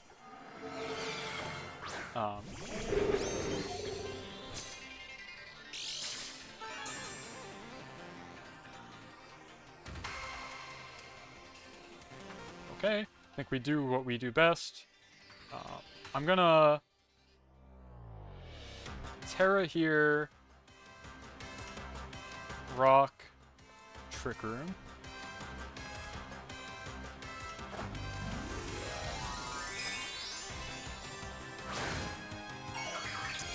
If this guy just hard swaps into Dozo, that's a problem. I legit don't remember if the swap animation is before or after Terrestrialization. Okay, I wasn't gonna attack you anyway. Oh, okay. Gotcha. And now he's gonna Toxic Orb himself. I see.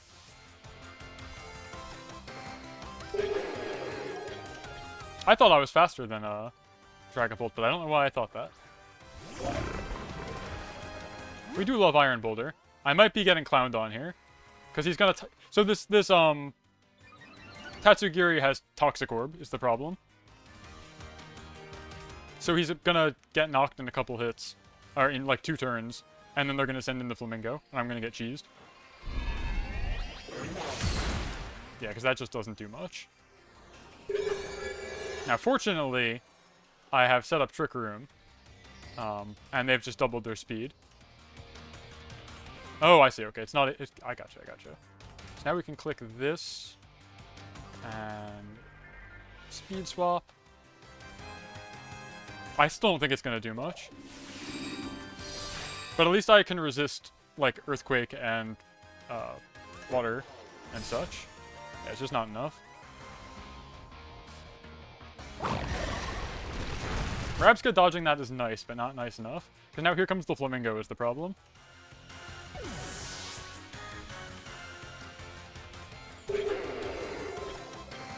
But now we know all 4 of their Pokemon. Actually, I think the thing is I'm not actually worried about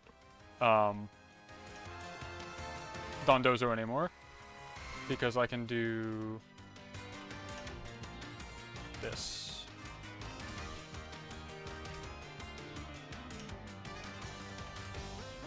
So the fish isn't consumed when he goes in there. He just hops in its mouth and commands him like a captain.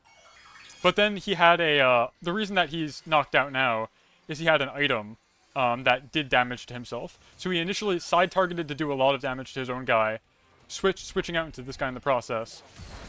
Oh, that does nothing. Oh boy, I'm in trouble. I'm in a lot of trouble.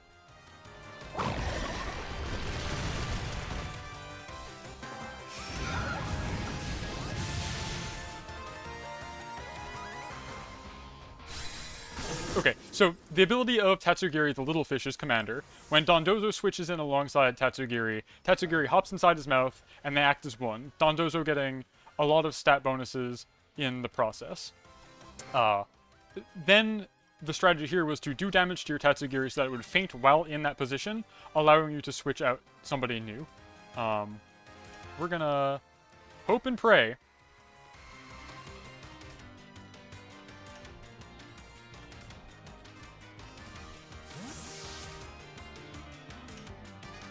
Ordinarily, Tatsugiri can't faint while inside Dondozo. He's, like, totally protected.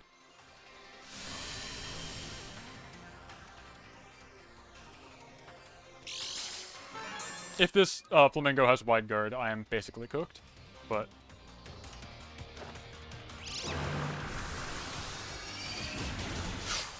Oh, I love you, Hatterene!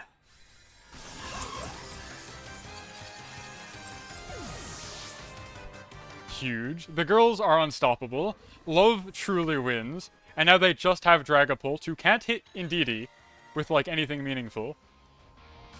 And they've already used their Terastallization.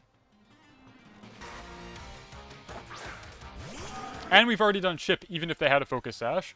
There is no way I lose by clicking this combination of buttons.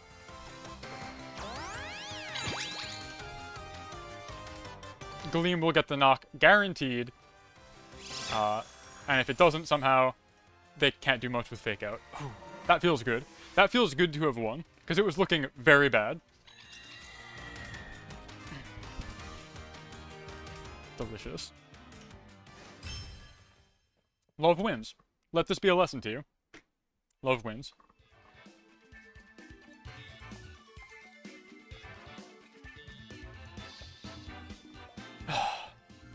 And that's why you're on Life Orb Hatterene. If I were Covert Cloak on Hatterene because I wanted a safer turn 1 setup, I don't think I would have gotten that. I would be very surprised if that actually did enough.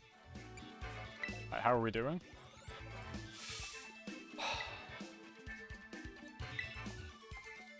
We're so close. No matter how bad the next couple matches go, nobody can take that one from me. It's on video. I'll always remember how good that looked and how good I felt when I was able to correctly make that play. Sometimes the team is just 4 psychic types, you know? Like, it's totally fine.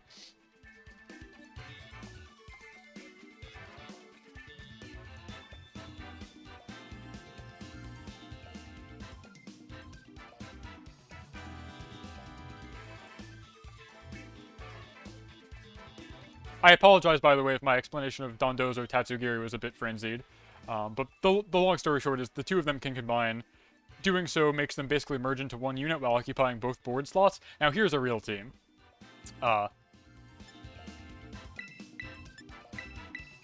And in doing so, they... What am I trying to say? They just get a ton of... They get +2 in every stat, which is effectively doubling all of Dondozo's stats except for his HP. And you're totally shielded from everything other than, like, weather or, like, poison. So the idea is to try and knock out the small fish while it's in the mouth, because then you're allowed to switch in something. And that Flamingo has the ability where it copies the partner's stat boosts on switch in. So that's the ideal candidate for such a thing. Oh boy! I love clicking priority.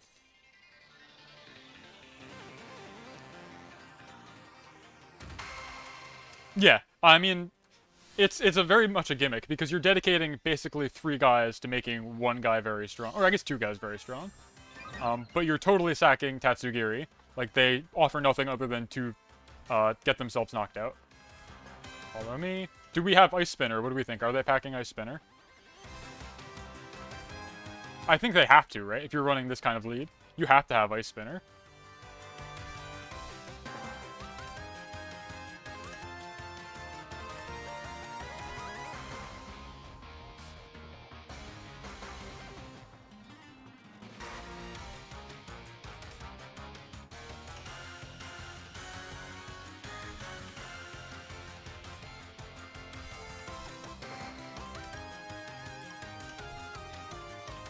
I actually regret not bringing Torkoal here. Oh, so this is the thing I was messing around with for my Thursday locals. Since there isn't a chat box on screen during those matches, it's just full screen, no commentary, no VTuber or anything. I thought that would be good. They do not appear to have Ice Spinner. That's cool. It's good to know. But I forgot to turn it off before streaming today. So that's not going to be a permanent thing. I just haven't felt like going into OBS to turn it off.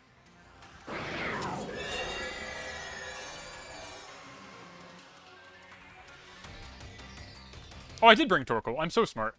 I was like, I brought Rabska, didn't I?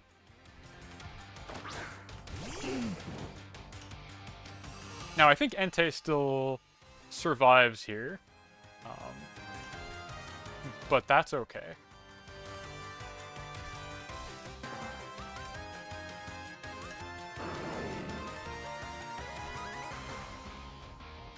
For some reason, I thought I locked the girlfriends and then Rabska Boulder. But I did bring... I had the correct game sense without even thinking about it. I'm going to Terrify here because I don't think Terra Steel actually protects me from anything. They have demonstrated that they do not have Ice Spinner. Otherwise, they surely would have used it turn 1. They might switch into a Rillaboom, but I'm going to cover for that by having tremendous firepower. If they get rid of the Psychic Terrain, so be it. Yep, okay, here comes Rillaboom.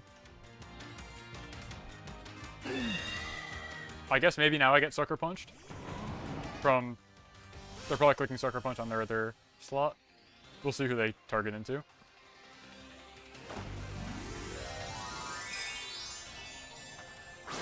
If it's Torkoal, I've got boatloads of physical defense.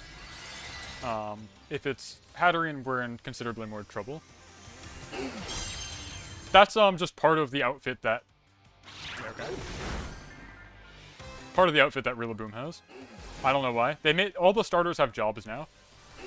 They're not just like funny little animals. Yeah, pretty good, right? Okay. Nailed by Eruption. Now, I don't like not having Psychic Terrain, but I can't really afford to manually set it back up. But yeah, like the Gen 8 starters, one's a soccer player, this guy's a drummer, and then the last one's like a James Bond sniper. They're not, I just wish they were funny animals. This gen has that problem too, like one of them is like a Mardi Gras type dancer, or I guess Carnival. One's like a singer, and one's a magician. Alright, we got Entei, and... Fluttermane.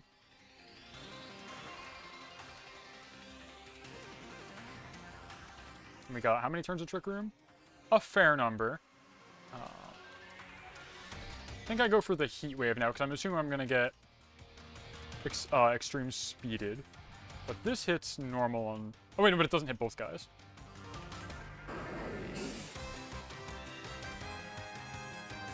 We might be in trouble still.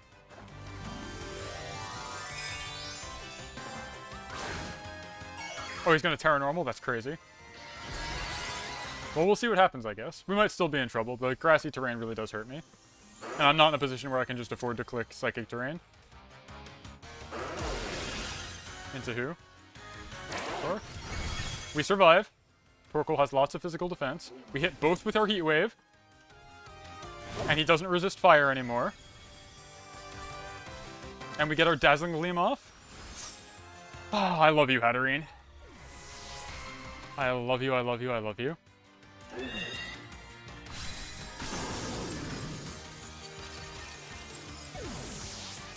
Torkoal having boatloads of physical defense, even with no defensive investment, is just like chef's kiss into these priority teams. They think they can get you by like doing everything in their power to change the terrain, but it doesn't matter. Yeah, so there I clicked Heat Wave, which has an opportunity to miss, but because Eruption bases its power off of your current HP, like percentage of your maximum, I knew I was going to eat an E-Speed there, and I'd be brought down to probably the raid, so I figured Heat Wave was my best bet. If they had fired that into Hatterene, I think I would have lived. She has a lot of defensive investment. Cool.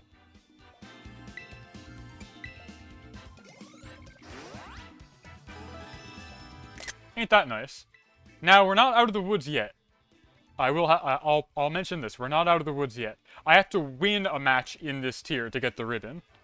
But once you're in Master Ball, you cannot be knocked out of Master Ball. Your numeric ranking just goes down.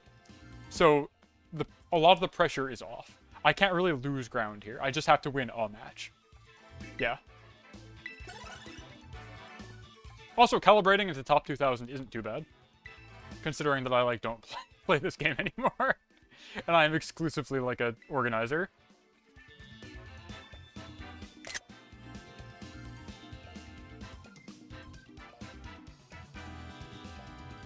Yeah, it is nice. It takes a lot of the pressure off, which is good because I'm sure I'll be facing, like, exponentially more competitive teams now. That last one was honestly, like, a competitive team. But I'm sure... Okay. This looks like a Fluttermane Chi-Yu kind of lead type beat, I would assume.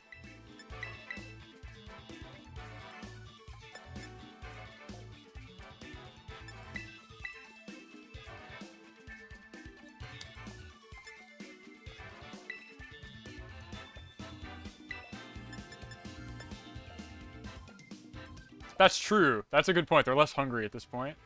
I'm going to lead with these guys. I know my Indeedee can eat any combination of single target attacks from Chi-Yu and Fluttermane. It's specifically engineered, like, specialty bred with the Psychic Seed that even if it eats a Dark Pulse, it will survive.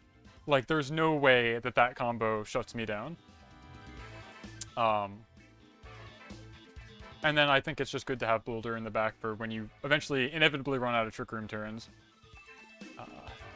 And yeah, we'll see. This is like a very normal meta team. I'm wondering if they're gonna like beat up their... No, I'm thinking too much like a... I don't know. I was thinking, I see the Whimsicott and I'm like, oh, we saw that use beat up on its partner earlier. And I could see them doing that to their Glimora to set up 2 layers of spikes really quickly. But I think that's a silly thing to do. So they probably won't be doing that. I'm hoping for the lead being Fluttermane Chi-Yu, because I can eat that. I can eat that for breakfast. I'm pretty sure. Hey, what'd I say? Now for me to eat those words, because when I used to be able to eat it for breakfast, I was running Armor Rouge. So, we'll see.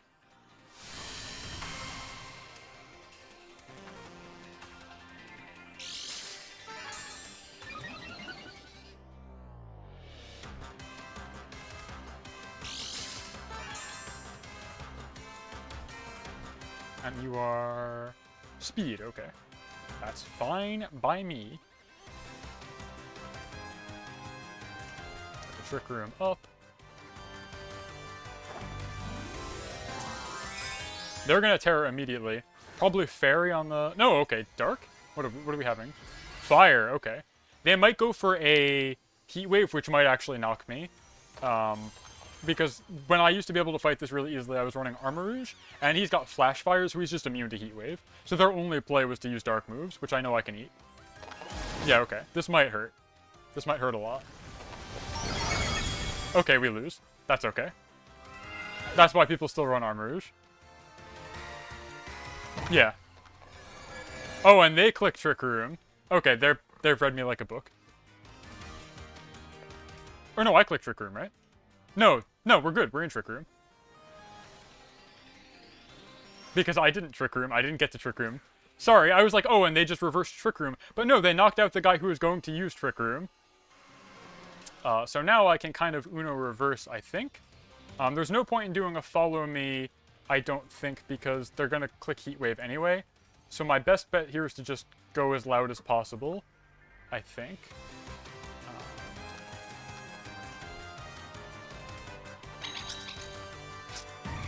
I think this is the right play. I could Earth Power into the Chi-Yu, but I think I'd rather just do enormous spread damage. I don't know. It's like Lance had said, the pressure's kind of off. Now I can just, like, mess around and see. I don't care about the numeric ranking, I just care about winning once. So, if it's not this one, it'll be the next one. Time to see how much this does. Blood Remain's got her special defense reduced by 1/4. Chi-Yu is not affected by his own ability. But he does resist this, but the sun is out and we are terror boosted. Okay, so this next move is going to hurt from him. But we will hang in there. This is going to hurt quite a bit. Ah, quite a bit. And I unfortunately only have Boulder in the back, who's not really who I want to have here.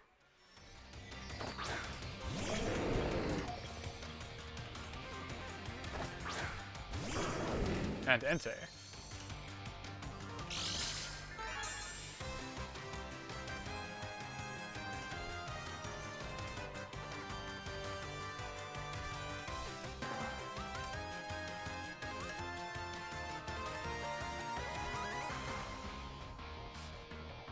If Chi-Yu has Protect, that'll be very funny.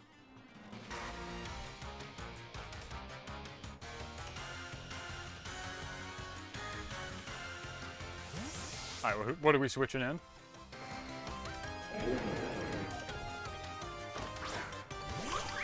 Water Pawn, okay. Does absolutely nothing.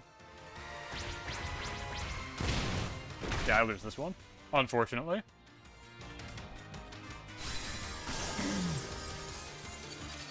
I just get Ivy Cudgeled next turn.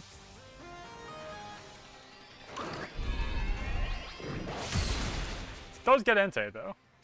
They're down to their last two guys, but I have no way of beating Ogre Pawn. Not in Trick Room, that's for sure.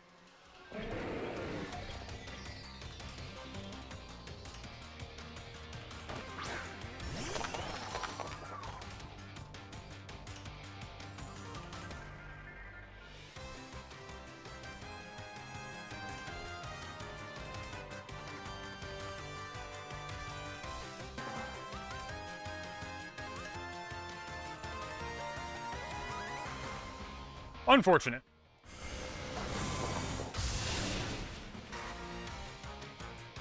Yeah. Close, but no cigar. So that's why Armor Rouge is useful, because he is immune to the fire-type damage from Chi-Yu. I'm not sure what the right play there would have been. I think I'm faster than Chi-Yu with Iron Boulder. I could have probably led and just gone for the Mighty Cleave into that thing. I would have gotten knocked by... Fluttermane, though. That's okay. We'll get him next time.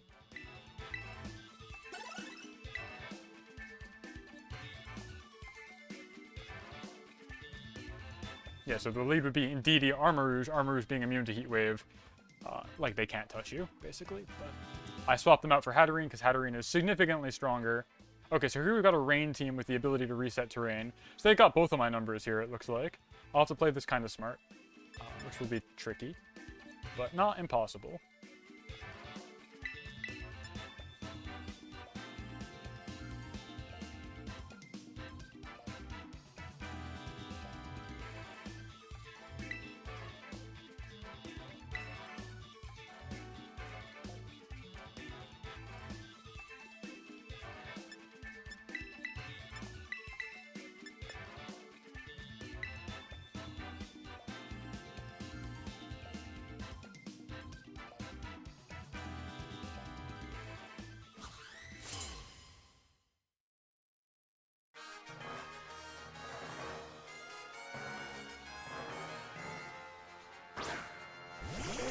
Pelipper and Thundi, okay.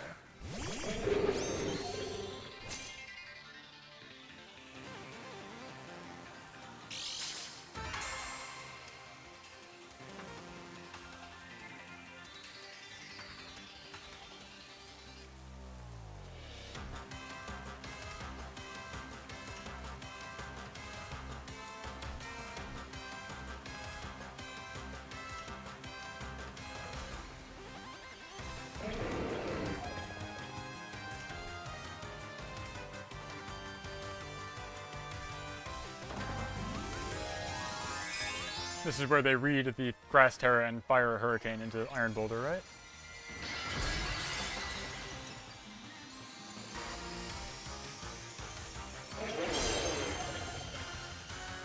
This will let me resist. Oh, I'm still faster, awesome. I assume they have a Scarf. No, they don't, okay. I should have just set up Trick Room then. I assumed they were a Sash, so I attacked this turn. But we just get rid of Pelipper right away. They do, like, no damage to us. We lower their special attack. So they'll do even less next turn. Now what? Now what do you do? Thundurus does not have a flying type move. Alright.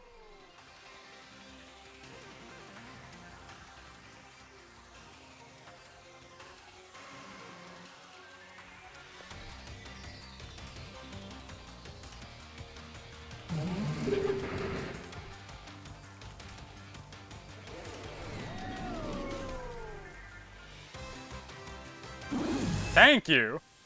I've had my speed halved. I'm about to set up Trick Room.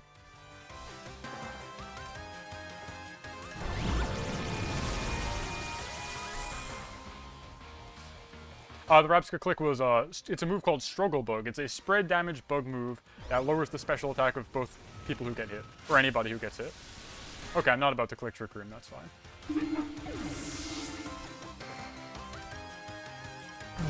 Oh, and I'm full paralyzed. That is unfortunate.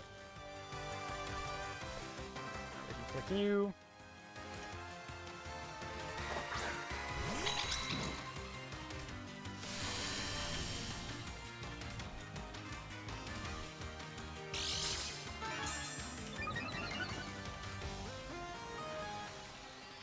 I think we're still okay. I'm gonna go again for this, and I'm gonna try and set up Trick Room now. Indeed, he, like, eats that no problem. Another one of these beams I should be able to eat comfortably, because I resist and or have a ton of special defense. Even with the +2, I think I should be okay. Yeah, we eat those, no problem.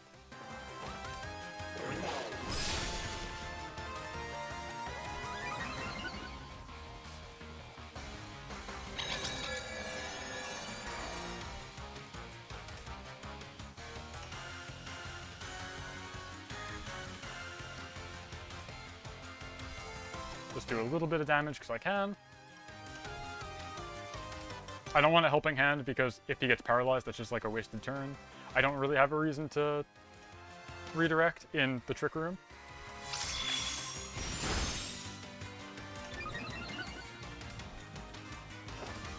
There we go.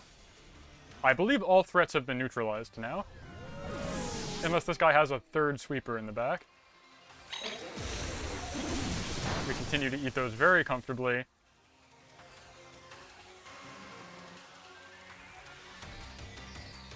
And who's our final guy?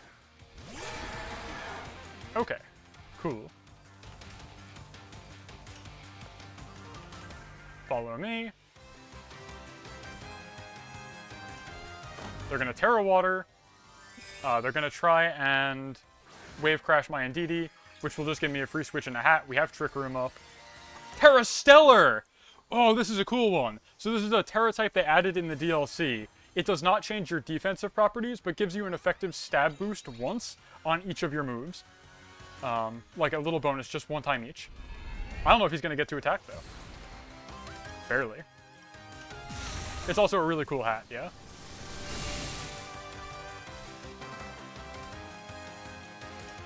Doesn't... You cannot use Last Respects. I do not permit you to.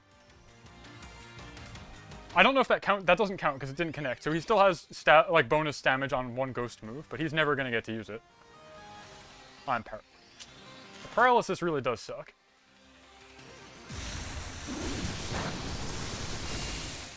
I think I have one more turn of Trick Room after this.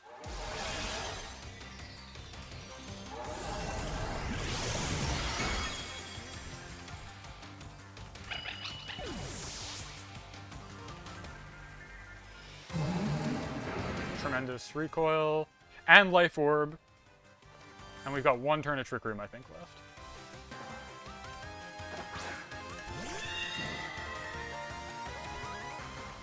Yes. So we gotta make this one count.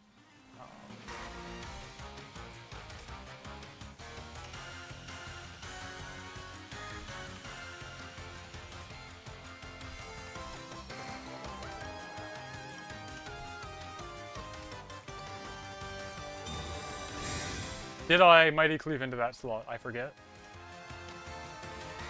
You cannot paralyze Hatterene. It does not work. Magic Guard says no. Or Magic Bounce, rather, says no. You cannot do that to me.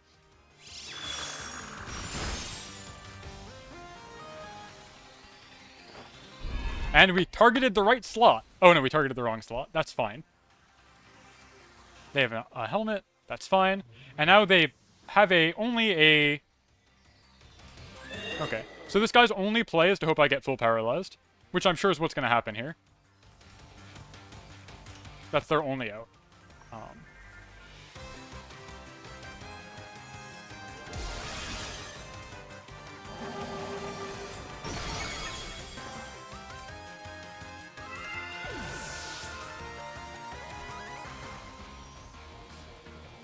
Oh no, they just take recoil because they have a life orb. Never mind. We win. And that'll do it, folks! That is my win in Master Ball that I needed to get the ribbon. So real quick, or I'll let the screen play out, but... Man knocked himself out with his own Life Orb recoil. You hate to see it. So even if I got full powered there, it wouldn't have mattered, which is nice, because I was really sweating that. Thank you, thank you.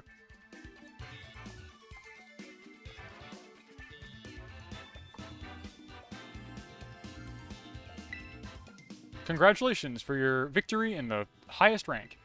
To commend this event, all the Pokemon on your battle team have received a ribbon of Ace of Competition. I have finally done it. That is my final calibrated rank. I will probably not play a ton more ladder, though I've got the itch now. I'm hungry for it. So if we go back, there we go. Final record, 19 wins, 4 losses, 23 battles to get here. Season 15, and now if I leave and exit all of that, go to my box, and go to our girl, O Sole Mio.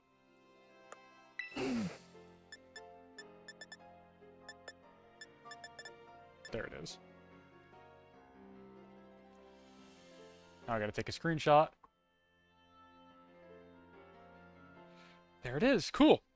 So now I can go to my ribbons and let me select the final one. Mark it as completed. Put that away. And of course the ceremonial crowning of the final ribbon.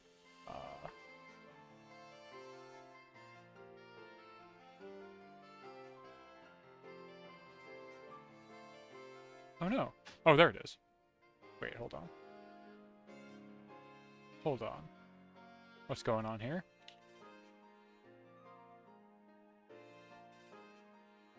Oh my god, you're never gonna believe this.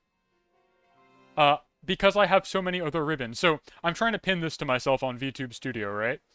And so the way that works is that every item that you pin has its own unique, like, layer. Like, if you think about, like, the Z-axis, every ribbon that you see on my person right now is, like, layers 1, 2, 3, 4, 5, etc. And the VTube Studio app caps at +30 and -30, and you'll never guess how many ribbons I currently have on my person. I've run out of positive Z indices, so that is correct. I'll have to complain to Denshi. So I was like, where'd the ribbon go? It's behind me, because it's at the negative Z index, but that's okay. It can just be right here. I'll know it's here. I can put it on the real... Oh, I can put it on Torkoal, can't I? No, I can put it on the girls. Torkoal's too far away. That's a shame, but it's very funny. I'll complain to Denshi. There's no reason to cap it at 30, I don't think. That seems like a totally arbitrary distinction. But we did it. I'm very happy. I don't know what I'm going to do with my Tuesdays now.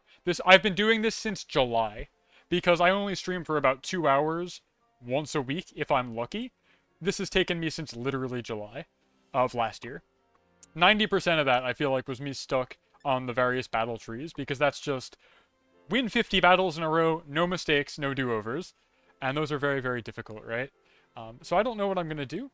One thing that I was thinking about is there are a couple ribbons that I haven't gotten that are on here. I'm going to actually pull up the list of all ribbons. I've kind of been lying to you guys. On Bulbapedia, let me pull up the list of all ribbons. Make this really nice and big. And goodbye for now, Pokemon. We can still listen to the music, that's fine. So I've kind of been lying to you guys about being a ribbon master and all that. I'm sorry, you're gonna have to forgive me. Because there are a couple ribbons that I didn't bother to get just because they would be, like, obscenely difficult to acquire. We got the champion ribbon. We didn't get the Sinnoh champion ribbon because I don't want to play the Sinnoh remakes. I might toss this Torkoal off to somebody else. Or maybe we'll come back in, like, 5 years when I decide that I do want to play the Sinnoh remakes and I've gotten over it. So I don't have the Sinnoh champion ribbon. But I don't consider that any great loss. I have the Kalos champion ribbon, I have the Hoenn champion ribbon, Alola and Galar and Paldea. These are all ribbons that no longer exist. They get rolled into, at the bottom here, I think there's one. Nope. All of these are old, they don't exist anymore.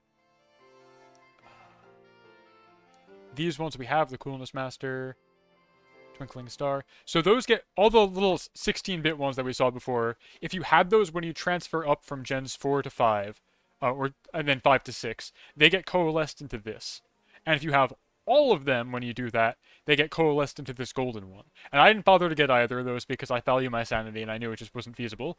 Also, at the time that I started this, I did not have a way to stream Game Boy games, or Game Boy Advance games, and I did not feel like figuring that out. And also the Torkoal that I had that I have fond memories of was bred in Omega Ruby Alpha Sapphire in 2015. And I did not feel like trying to breed a zero-speed Torkoal in Gen 4. The breeding mechanics have only ever gotten easier, so it was just not worth my time, I felt. So these I can never really get. That's fine. Then there's a bunch more that aren't existing anymore. The one I'm looking for in particular is Artist. This one. Which also you can't get anymore. It's only in Gen 3, not even the Gen 3 remakes. But it does transfer forward, if you do have it when you transfer forward into a Gen 9, all the way up till now. It doesn't get coalesced into anything else. And also now, I have a way to stream Game Boy games. I recently acquired an analog pocket, and I purchased the dock accessory for that. So I can connect that, play my legitimate cartridge of Pokemon Sapphire with no hardware modifications or software modifications to the game. Do not compromise the integrity of the game in any way. And play on this handheld that I do have HDMI out from. So I could go back and get this, and I kind of want to get a Smeargle with this ribbon. If you are tempted about the Analog Pocket, I recommend it. Bon has been playing it. She played through all of Crystal on it. And she had a blast. It was a great time on our trip to Los Angeles most recently. She took it on the plane with her. Really, really liked that. So that was fun. So I do. And my point is, I have a way to go back all the way to Gen 3 now and potentially get some of these ribbons. And so I kind of want to do it's not going to be like 6 months like this one was, but I might do a couple weeks where I try and get this ribbon on a Smeargle. To get this one, I believe I have to get a master rank in one of the other contests, and then I talk to the museum curator and he gives it to me. So it should be much shorter. Mostly, she was playing it in the airport while waiting to fly. Wasn't playing it on the flight as much. But also, most airplanes now have, like, in-flight charging. You just can't use it when you're in takeoff or landing mode. Presumably because of, like, backflow from back EMF or whatever.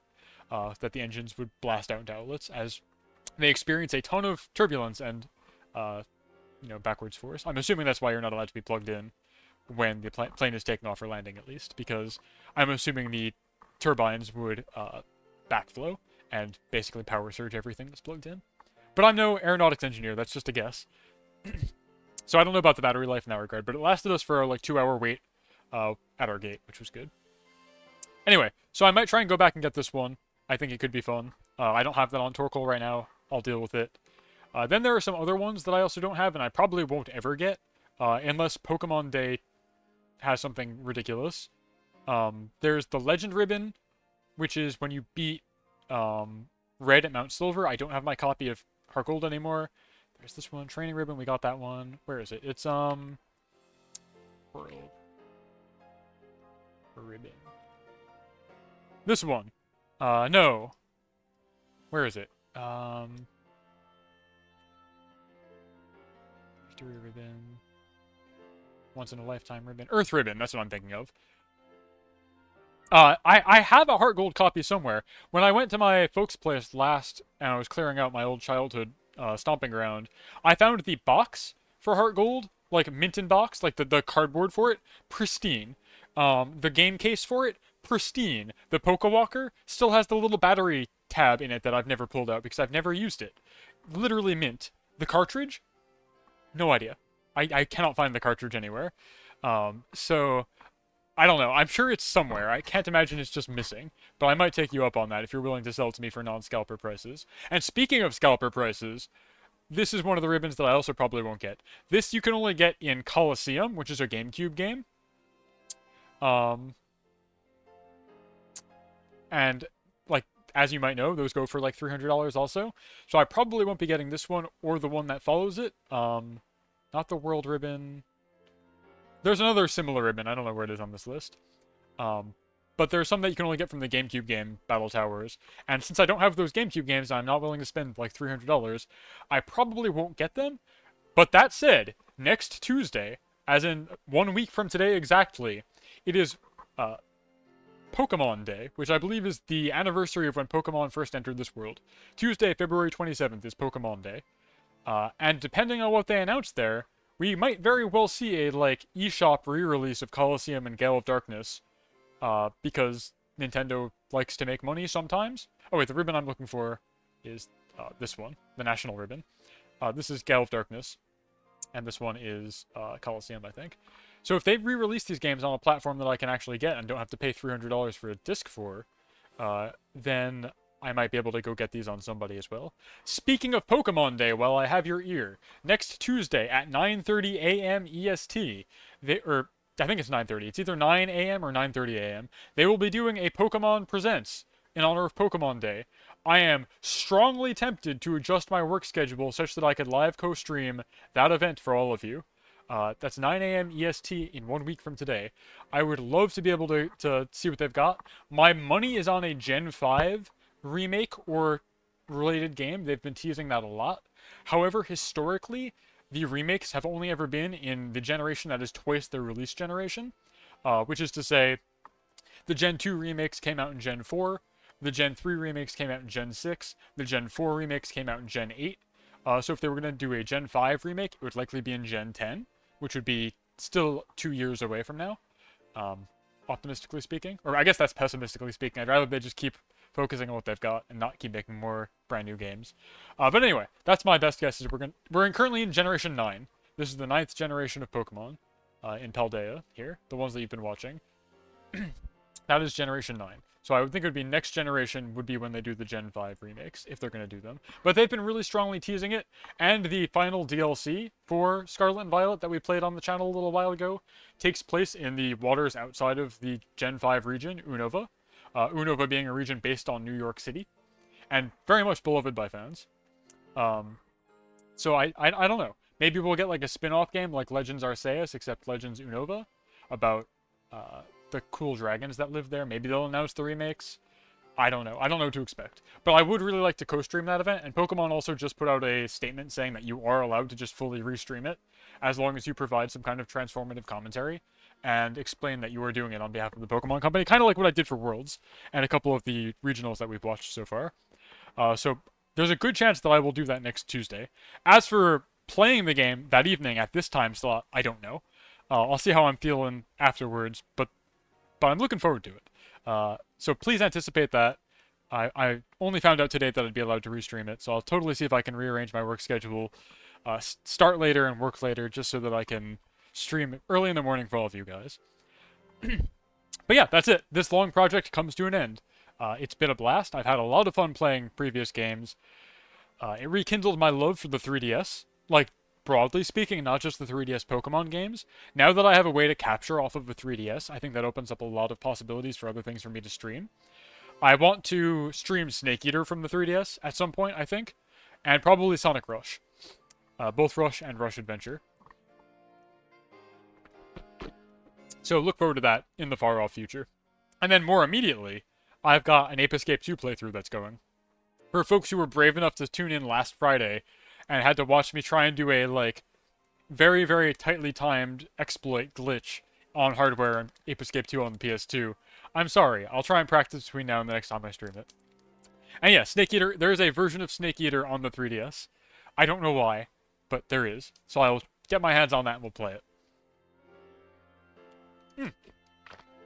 My throat is tired. I was just talking for a very long time. I'm not good at talking for a long time. I'm not cut out for Zatsudons. Okay, let's see who is there to raid. Surely somebody's up and at him right now. A lot of people are up and at him right now.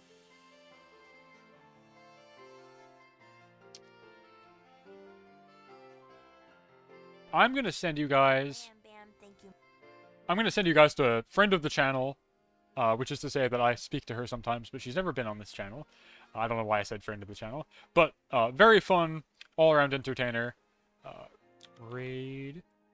You're so smart, Denchi. You know exactly where I'm sending you. Bang. Goo. She is a world's cutest caveman, Neanderthal, thawed out of the ice thanks to global warming, and now she's making it your problem. She's currently doing a collab with Bodega Rat, and they are talking about cryptids. It looks like they're learning about the Dover Demon right now. So, go be nice to her. Tell her how good I am at Pokemon, and how impressed you are at my battling skills. And just, you know, they're talking about get out of here, Danchi. Nobody asked you. But yeah, I'll catch you guys when I catch you guys. I don't know when that's going to be. Maybe this weekend, maybe not. Definitely next Tuesday, come hell or high water, I will find a way to convey the Pokemon Direct to you guys.